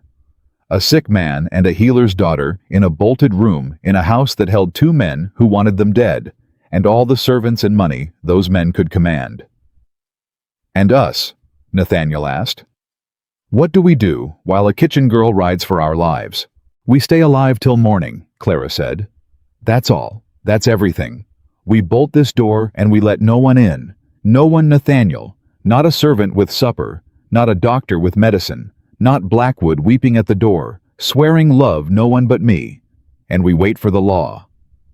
She sat down in the chair, drawing her father's medicine chest close, the poisoned cup still hidden in its false bottom. They'll try the door. They'll try the window. They'll try honey, and they'll try threats. And near dawn, when the honey and the threats have failed, they'll try something worse. So we don't sleep. Neither of us. We watch and we wait, and we hold this room like it's the last patch of honest ground in the whole county. Because tonight it is. Night came down over Carter Estate, and the house went quiet, and the quiet was worse than any noise. The first attempt came near midnight, a soft scratching at the door, and a servant's voice frightened saying the mistress was wanted downstairs. There'd been an accident in the stables. Come quick. Clara did not open the door. Tell them I'll come in the morning, she called, and the footsteps went away, and she knew it for what it was, a lure to get her out of the room and Nathaniel alone. The second came an hour later, Blackwood himself, gentle and grieving at the door, saying Nathaniel's medicine was overdue. The doctor from town had left strict instructions. The master would suffer without it. Why was his own wife keeping him from the medicine that would ease his pain? He's had all the medicine he needs, Clara called back, and she heard Blackwood stand there in the dark corridor a long time before he left. Near 2 in the morning, the door handle turned. Slowly. Someone testing whether the bolt was truly shot. Clara watched it turn and stop against the bolt, and turn the other way, and stop again. And she sat very still with her father's small sharp penknife open in her hand, and after a while it stopped, and whoever it was went away. They're circling, Nathaniel whispered. He was awake, propped against the pillows, and his eyes glittered in the dark. Like wolves round a fire. Then we keep the fire burning, Clara said. Talk to me, keep us both awake. Tell me something true about yourself, something from before you were dying. I've married you and saved your life twice, and I hardly know you. And so, in the dark, in the long, slow hours to keep the terror at bay and the sleep from taking them. Nathaniel Carter told her things. About his mother who'd kept bees and the taste of the honey. About a horse he'd loved as a boy. About the first time he'd understood the estate would be his, and how the weight of it had frightened him even then. And Clara told him things too about her father's shop, and the smell of the drying herbs, and how he'd let her grind the powders when she was small, and called her his apprentice. And somewhere in that long dark night, without either of them naming it, the thing between them stopped being a bargain and became something with roots in it. Two frightened people holding a room against the dark, learning each other's shape. When this is over, Nathaniel said low, near the blackest hour of the night, if we live, I want to say something to you. Not now. There's no room for it now with wolves at the door. But I want you to know there'll be a something to say. When it's over. When you're safe. Clara's heart did a slow, painful thing in her chest. Then you'll have to make sure we live to say it, she said softly. Won't you? I aim to.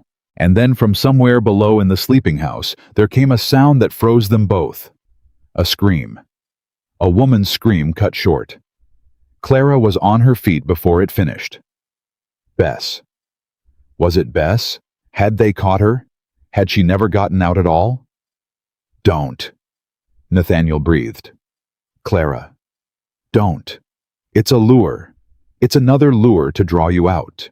But there was no second scream, and that was worse than a second scream would have been, and Clara stood in the middle of the room torn clean in half, because if it was Bess, if they'd caught the girl carrying their only hope to the magistrate, then everything was already lost, and the papers were in Blackwood's hands, and the law would never come.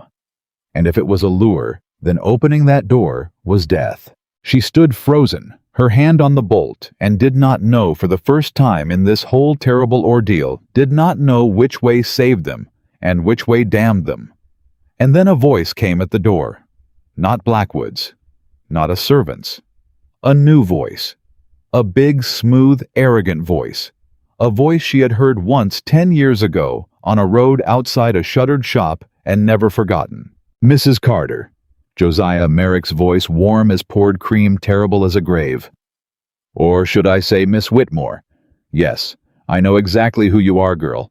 I've known since before you set foot in this house. Your father was a stubborn fool too, right up until the end. It seems it runs in the blood. A soft, awful chuckle through the door. Open up, child. There's no ride coming to save you. We caught your little messenger crossing the kitchen garden not 10 minutes past. Such a brave girl. Such a shame. So why don't you open this door and let's you and I talk at long last about the debt your family owes mine, and how you're finally going to pay it. Clara did not open the door, but she did not step back from it either. You caught a girl in the garden, she said, and she was proud of how level her voice came out. That doesn't tell me you caught what she carried. Bess is a clever girl, Mr. Merrick. Cleverer than the men you sent after her, I'd wager. You've got the girl. Have you got the papers? A pause on the other side of the door. A pause just a heartbeat too long. And in that pause, Clara heard everything she needed to hear. They had Bess. But they did not have the papers. Bess had gotten them out, or hidden them, or passed them on before they took her something. The copies were still loose in the world, still riding toward Judge Holloway, or waiting somewhere to be found. The pause told her that, and the pause was the most beautiful sound she'd heard all night. Clever? Merrick said, and there was a new coldness in it now, the warmth stripped off. You're your father's daughter. He always had an answer, too, right up until he had none. She heard him shift his weight. Let me be plain with you, girl, since you like plain talk. It changes nothing whether we hold your papers or not. You copied sums out of a ledger. Sums in a dying man's shaking hand. Do you know what a court makes of that? A grasping little wife who married a rich man 2 days gone, forged some figures to slander his loyal steward, and murdered him for his money when the forgery didn't take. That's the story, child. That's the only story anyone will believe, because it's the story that was written before you ever came here. You cannot fight it.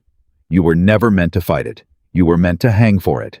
And yet here I am, Clara said, on the wrong side of a bolted door for your purposes, very much alive with your whole grand story in ruins. So it seems the writing didn't hold, Mr. Merrick. It seems the girl you cast as the fool had a mind of her own. Behind her, Nathaniel had dragged himself up to sitting. She could hear his breath fast and shallow. She held up a hand to him. Quiet, let me. And pressed her ear closer to the door, because the longer she kept Merrick talking, the more he might give away, and every minute they talked was a minute nearer dawn. You want to know the truth of it, Merrick said. I can hear you wanting to. It's the apothecary in you. You can't stand a thing you can't name. So I'll tell you, girl, since we're neither of us going anywhere. You want to know why your father, why of all the healers in Virginia it was your father I broke. You broke my father to save your pride, Clara said. He cured your boy, and you couldn't stand to owe a common man a debt. There's no mystery in it. Rich men have been small and cruel since the world began. No. And now something shifted in Merrick's voice, something that made Clara go still. No, that's the story your father told you, and it's a kinder story than the truth. And I think he told it to you because the truth would have been too heavy for a child to carry. Shall I give you the real one, since you've grown up now and hanged by morning regardless? Clara's mouth had gone dry. Say it. My son didn't recover, Josiah Merrick said. That's the truth your father never told you. Your father was called to save my boy, and your father failed. My son died 3 days after your father's precious herbs, and your father, your honest, humble father, knew that a Merrick child dying under his care would ruin him, poor man tending a rich man's heir. So he told everyone the boy had recovered and slipped away later of some other cause. He lied, girl. Your sainted father lied to save his own skin, and I let the ruin fall on him, not out of pride, but out of grief, because every time I saw that man's face, I saw my dead son, and I could not abide him breathing the same air as me. A long, shaking breath through the door. So don't you stand there and tell me about small and cruel. Your father was a liar who cost me my only son and then dressed it up as a rich man's spite. That's the debt between our families, Miss Whitmore. That's what you came here to pay." And Clara stood frozen at the door, and for one terrible moment, the ground moved under her because she did not know if it was true. She did not know. That was the horror of it. She'd been a child. She hadn't been in the sick room. All she'd had was her father's word and her father's grief, and now here was another grieving father with another story, and she could not prove which one was the lie. "No," said a voice behind her. Clara turned. Nathaniel had gotten himself to the edge of the bed, and his face was gray and running with sweat, but his eyes were fixed and hard, and he was looking at the door with a loathing she'd never seen in him. "That's a lie," Nathaniel said low and then louder, aimed at the door.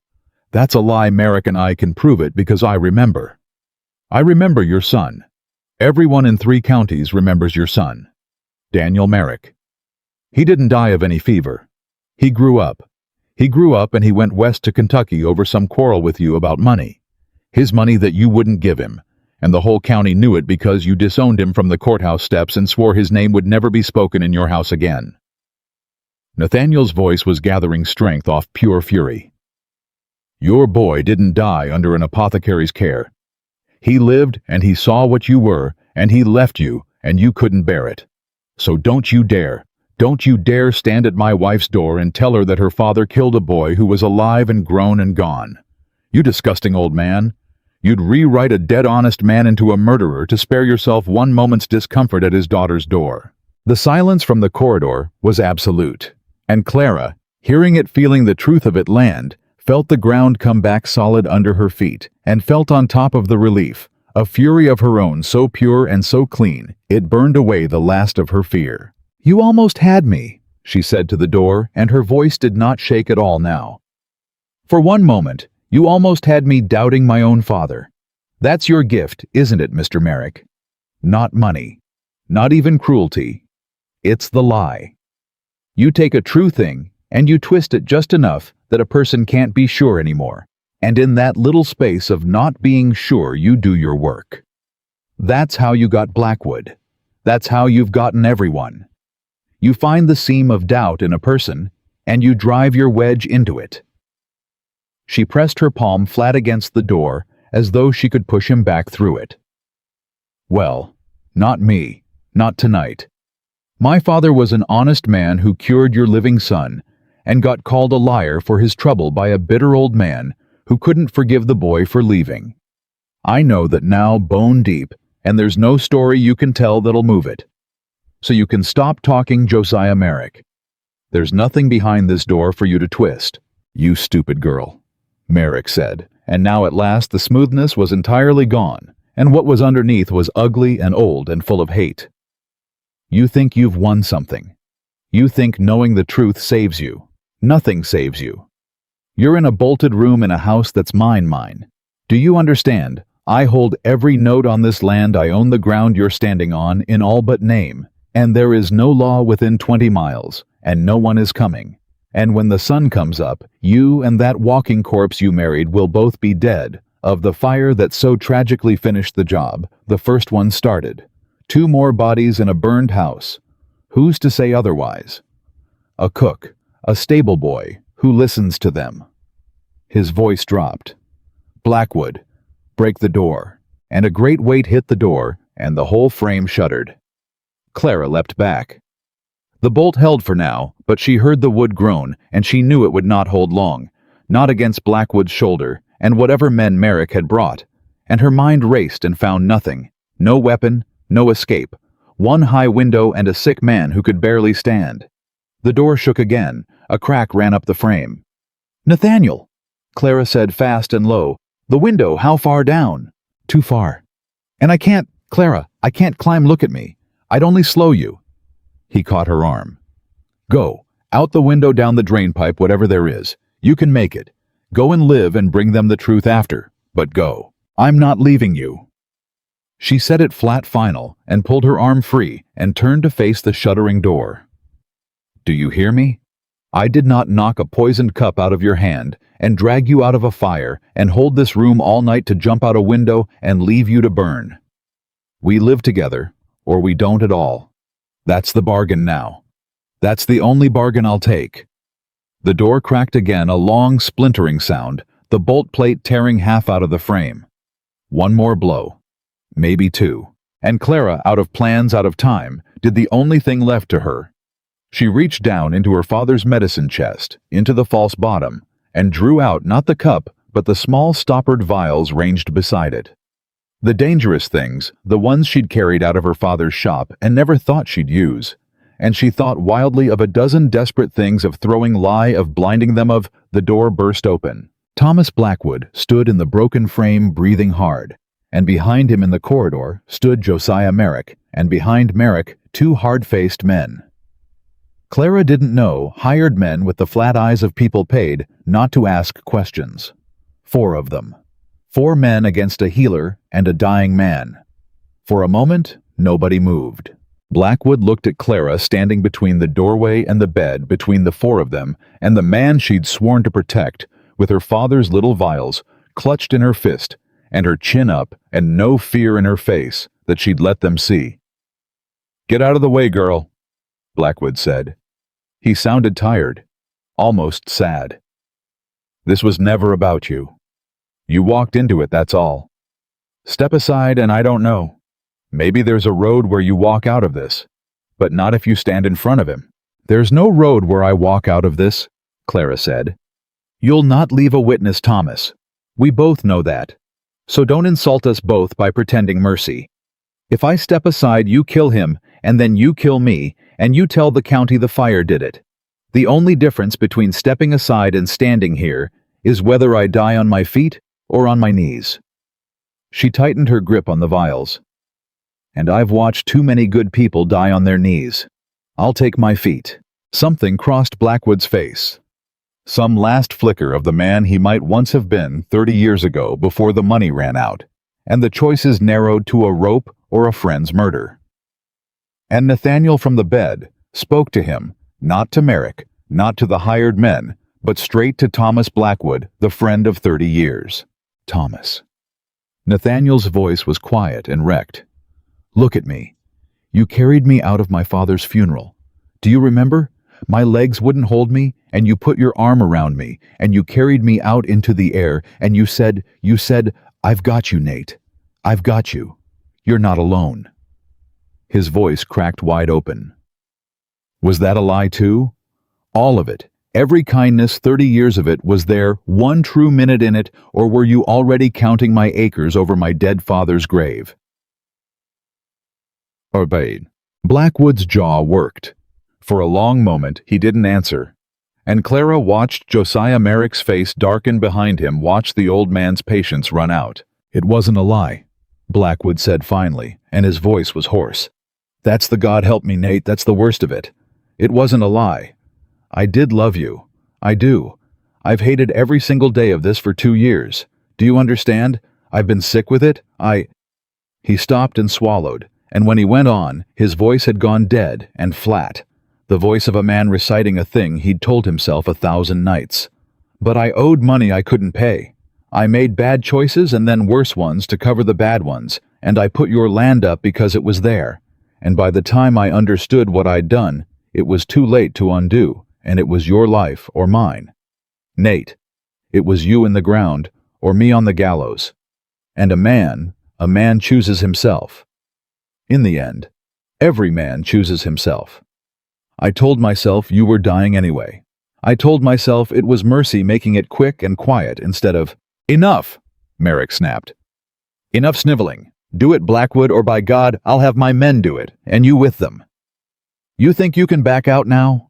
You think there's a version of this where you walk away clean? You're in it to the neck, boy. Finish it." And Clara saw her chance. The one crack, the one seam, and she drove her wedge into it just as Merrick had taught her without meaning to. "He's right, Thomas," she said, quickly, urgently.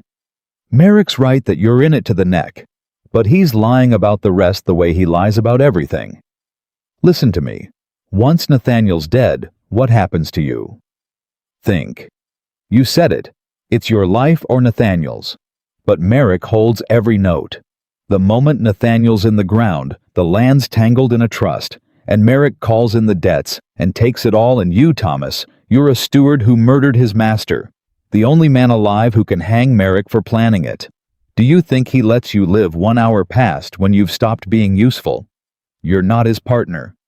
You're his last loose end. He'll have those 2 men put you in the fire right alongside us and ride home and sleep like a baby, and there won't be a soul left who knows his name was ever in it.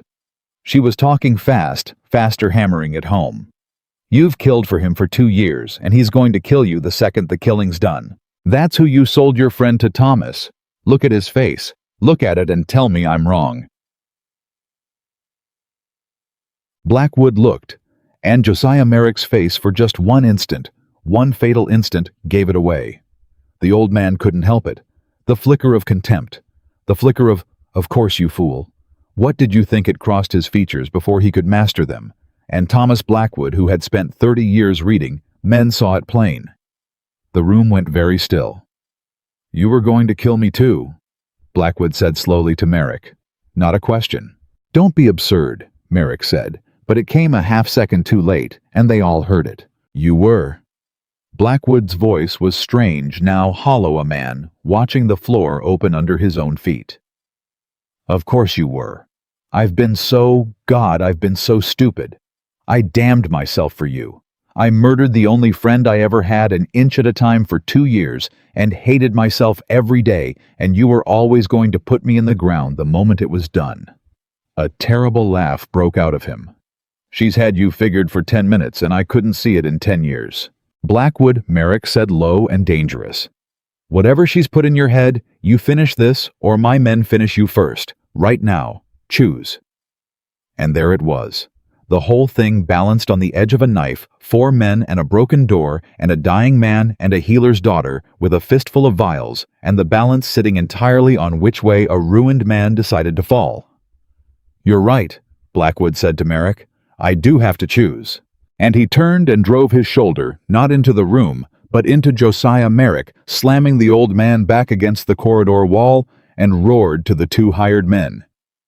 He hasn't paid you for tonight, has he? He never pays till it's done. That's his way, isn't it? Well, it's not getting done. There's your money gone. Get out. Get out now, before there's law here, and there's law coming.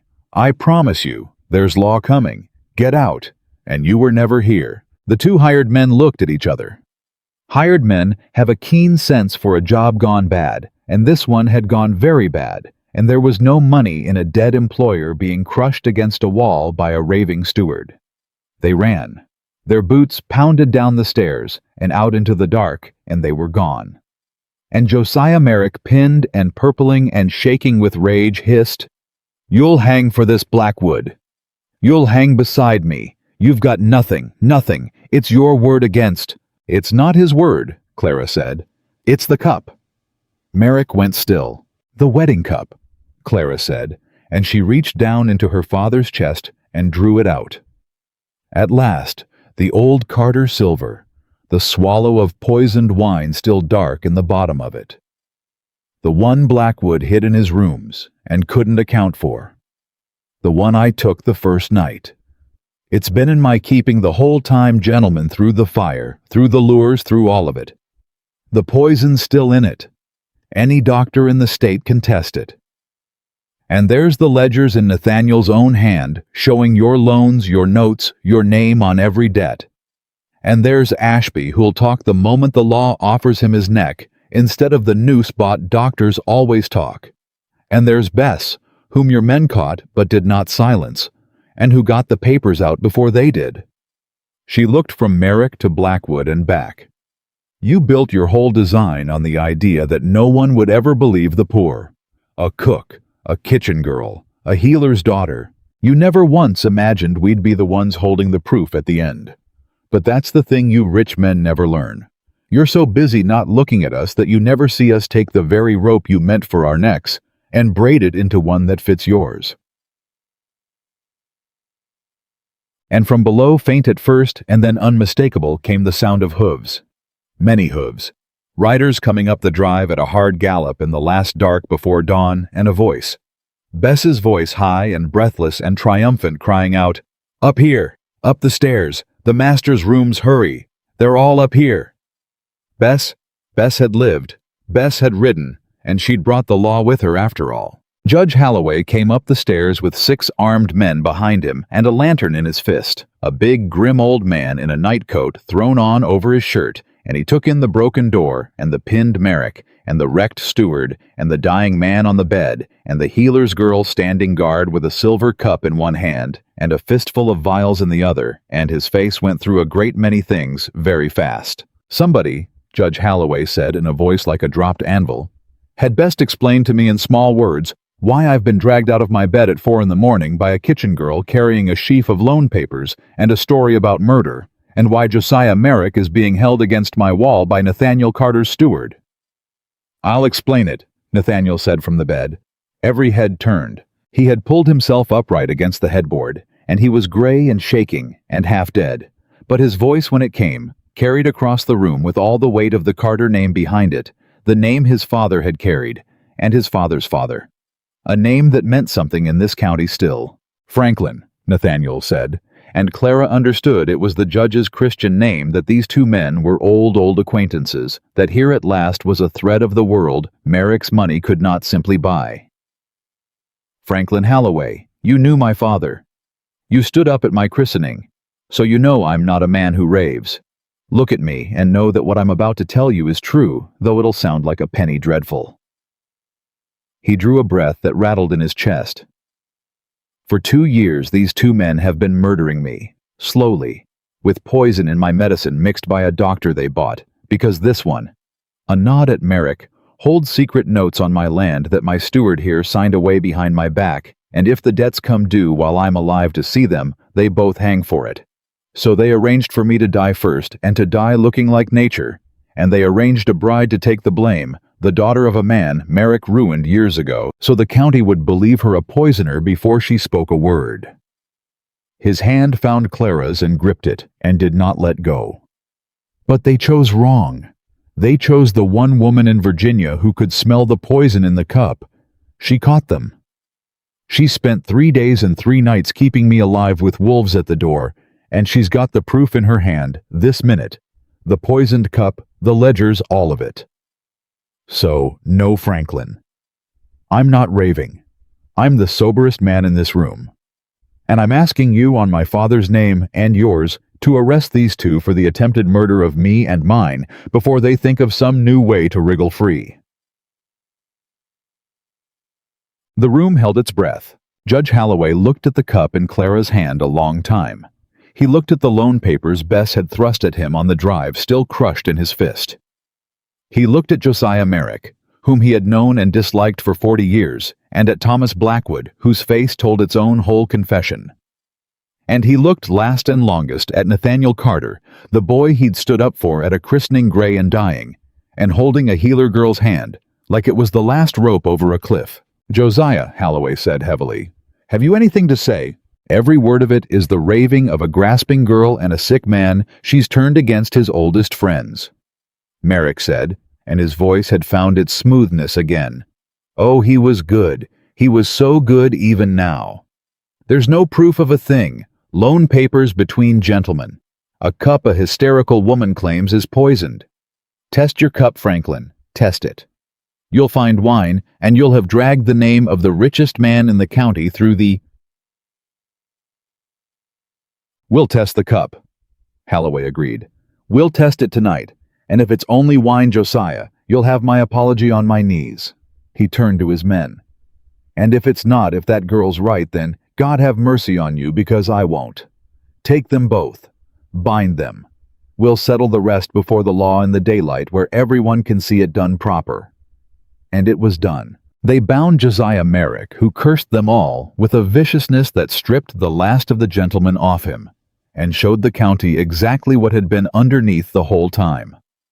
And they bound Thomas Blackwood, who did not curse anyone, who did not struggle, who only stood there while they tied his hands, and looked at Nathaniel across the ruined room with 30 years of grief in his eyes. Nate, he said. Just that. Just the name. I don't forgive you, Nathaniel said quietly. I want to. Some part of me will always want to. God help me, because I loved you. And that doesn't stop just because you don't deserve it. But I don't forgive you, Thomas. You held me while my father was buried, and you meant it, and then you tried to bury me, and both those things are true, and I have to live with both of them being true for the rest of a life you nearly took. So no forgiveness, but—" His voice broke. "But I'm glad you didn't do it. At the end. When it counted. I'm glad you chose the door instead of me. That's all I've got for you. It'll have to be enough." Blackwood nodded slowly and let them lead him out and did not look back. And that was the last Nathaniel Carter ever saw of the friend of his childhood. And then all at once the room was quiet and full of ordinary people. The judge's men and Martha weeping in the doorway, and Bess filthy and scratched and glowing, being held by Cook like a daughter come home from war, and the danger was simply suddenly over. 2 years of it. 3 nights of it. Gone in the gray light of a summer dawn, with the birds starting up outside the broken window, as if it were any morning in the world. Clara set the cup down on the table. Her hands had begun at last to shake, now that it was safe to shake, now that there was no one left to hide it from. She looked down at Nathaniel, still gripping her hand, alive, breathing, saved. "It's over," she said, and hardly believed the words as they came out. "Nathaniel, it's over. They're taken. You're safe. You're—" And her own voice cracked clean in half, and the 3 days and 3 nights and 10 years and all of it came up at once, and she put her free hand over her face and wept, standing there finally at last. And Nathaniel Carter. Dying man saved. Man drew his healer wife down by the hand she'd never let go of and held her while she cried and said into her hair the truest thing he knew. "You did it, you stubborn, impossible, magnificent woman. You said you'd never known your proper place." His own eyes were streaming. "Well, I know it now. Your proper place is here. It always was. Right here where you're standing. Right here with me." They tested the cup that same morning before the dew was off the grass. Judge Holloway would not wait, and Clara would not have let him. A doctor was fetched from the county seat, not Ashby, who had vanished clean out of the district, but an honest young physician named Coleman, who owed no man anything, and in the front hall of Carter Estate, before Holloway and his men, and a growing crowd of neighbors who'd heard the night's wild rumors, Clara walked him through it. She showed him the almond bitter smell. She showed him the test her father had taught her, the way the residue changed color against silver. And when it was done, young Dr. Coleman straightened up very pale and said in a voice loud enough to carry to every soul in the hall, "There is enough poison in this cup to kill 3 men. This woman is right. There is no question of it. None." And the crowd which 3 days before had laughed at a healer's girl for knocking a cup from a dying man's hand went utterly silent. Clara felt the silence and knew it for what it was. It was the sound of a whole county rearranging its opinion of her all at once. It should have felt like triumph. Mostly it felt like exhaustion, and under the exhaustion a small hard grief because her father had never gotten this. Her father had told the truth and been called a liar, and died with the lie still on him. And here was his daughter in a rich man's hall being proven right in front of everyone, and he was not alive to see it. "He'd have been proud of you," Nathaniel said quietly. They'd carried him down to see the testing. He sat in a great chair with blankets over his knees, still gray, still weak, but present, upright, alive. He'd seen the thing move across her face. He always saw. "Your father, Clara, he'd have "I know," she said. "That's the trouble. He'd have been proud, and he's not here, and there's no fixing that. Some things you don't get to fix. You just carry them." She wiped her eyes with the back of her wrist and turned to the practical, because the practical was the only place she knew to put grief that had nowhere else to go. "It's not finished, you know. The cup proves the poison. But there's Merrick's money still, and Merrick's lawyers, and a man that rich doesn't hang just because a girl smelled almonds. He'll fight. In court he'll fight with everything he's got." She was right, he did. The trial came in the autumn, and Josiah Merrick spent money on it. The way a drowning man spends breath lawyers from Richmond witnesses who suddenly remembered things, a whole machine of wealth grinding away to bury the truth one more time, the way it had buried her father. For a few weeks, it even seemed it might work. That was the thing Clara had learned young, and never unlearned. The truth does not win on its own. The truth has to be dragged into the light and held there by main strength against everything money can throw, and most people haven't the stomach for the dragging.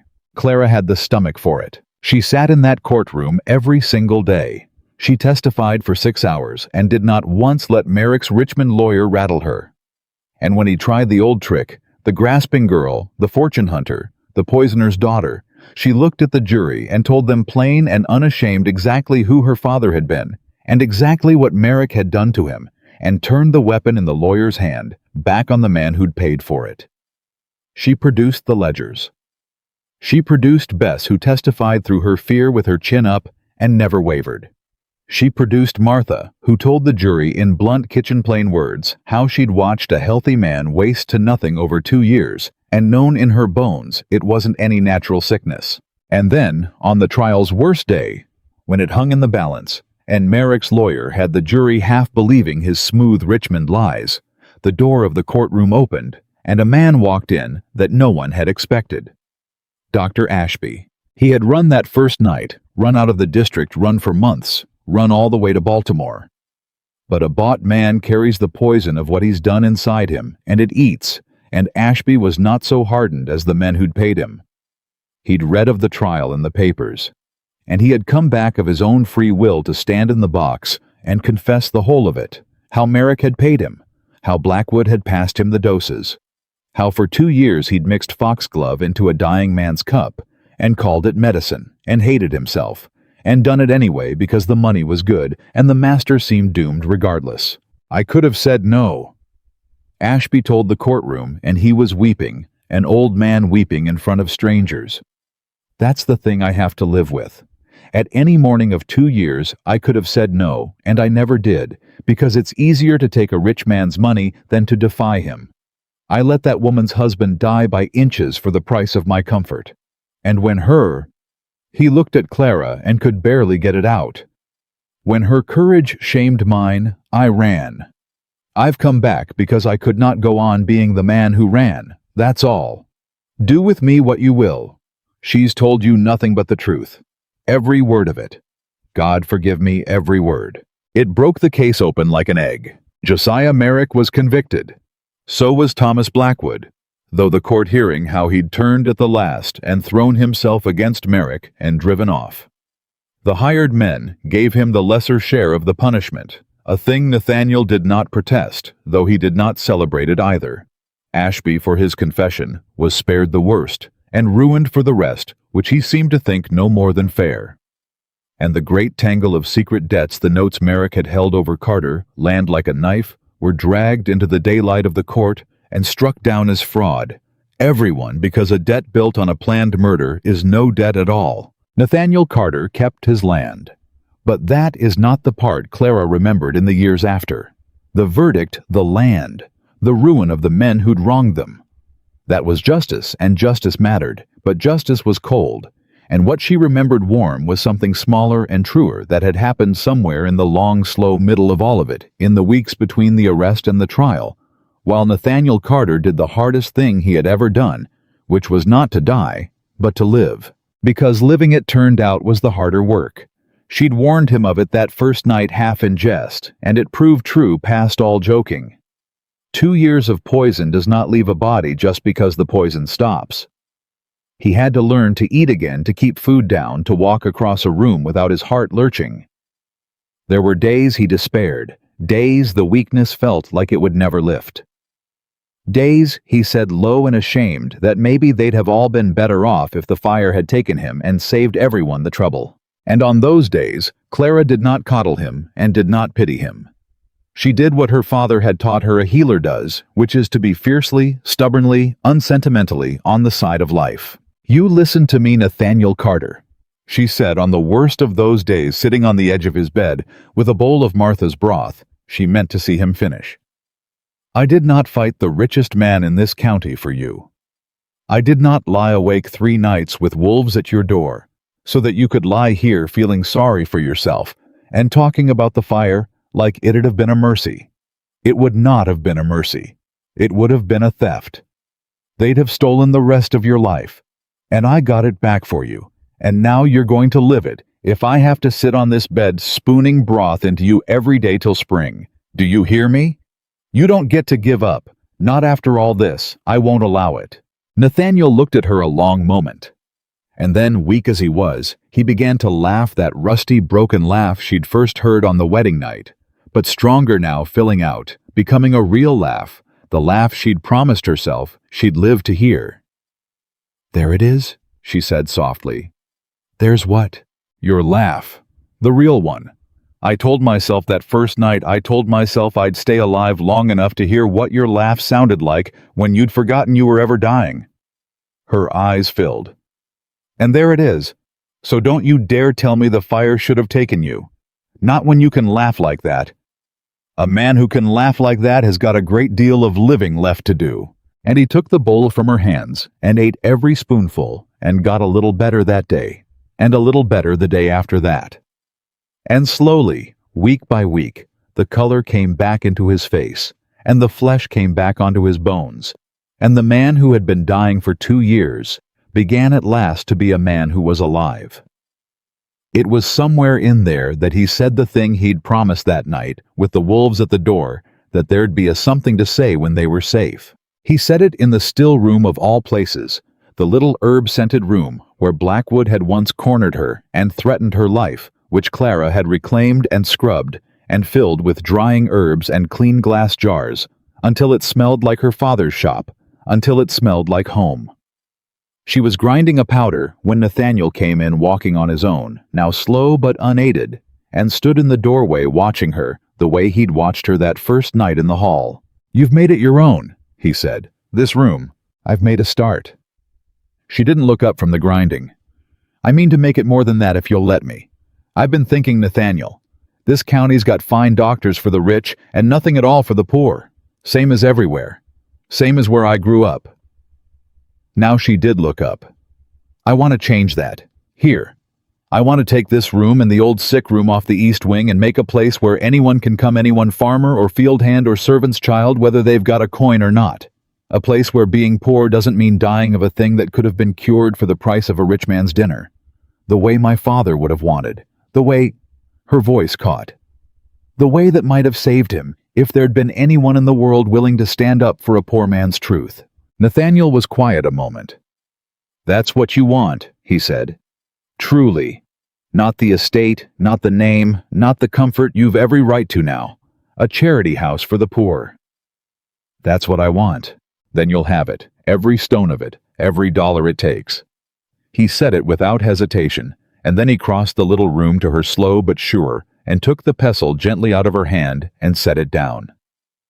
"But that's not the thing I came to say. That's the easy thing. The hard thing's the one I promised you, and I'm a man who keeps his promises now, even the frightening ones. Especially the frightening ones." He took both her hands in his, and his hands were warm. Now she noticed warm and strong, not the cold, thin, dying hands she'd held that first night. "Clara, I married you as a bargain. I told you so plainly, and I meant it, an arrangement, a transaction, nothing more, and I told you you were free, and I meant that too. You've owed me nothing this whole time, but the care we agreed on, and you gave me back my life instead. Nathaniel, let me finish. I've been practicing and I'll lose my nerve." He drew a breath. Somewhere in all of it, the poison, the fire, the wolves at the door, the long, slow business of learning to live again with you sitting on the end of my bed, refusing to let me quit somewhere in there without asking my leave. I fell in love with you. Not with the healer who saved me. With you, the stubborn, sharp-tongued, impossible woman who's never once known her proper place and never will, thank God. And I know it started as a bargain, and I know you owe me nothing, and I know you're free. You've always been free. You're free this minute, and you'll be free tomorrow, whatever you answer. But I couldn't go another day without saying it plain, the way you say everything plain." His eyes never left hers. "I love you, Clara. Not as a wife I bought. As a woman I'd have crossed the whole earth to find if I'd had the sense to know she existed. That's the thing I had to say. That's all of it." The still room was very quiet. Somewhere outside a bird was singing, and the summer light lay warm across the jars, and Clara Whitmore. Clara Carter stood holding the warm hands of the man she'd married over a poisoned cup and felt the last of the door she'd nailed shut a long time ago swing all the way open. "You bought my hand," she said softly, "the day of the wedding. You remember? You told me so that first night. You said you'd bought my hand and not the rest of me, and you'd never hold me to a bargain made over poison." "I remember. Well." Her own eyes were streaming now, and she was smiling through it, the whole of her lit up. "I've been thinking about that for months, and I've decided you were wrong, Nathaniel Carter. You didn't buy my hand. You couldn't have. It was never for sale, not to you, not to anyone. My father raised me too stubborn for that. So here's the truth of it, plain as you like it. You didn't buy any part of me at all. But somewhere in all of it, the poison, the fire, the broth, the wolves, I gave you the rest of me. Freely.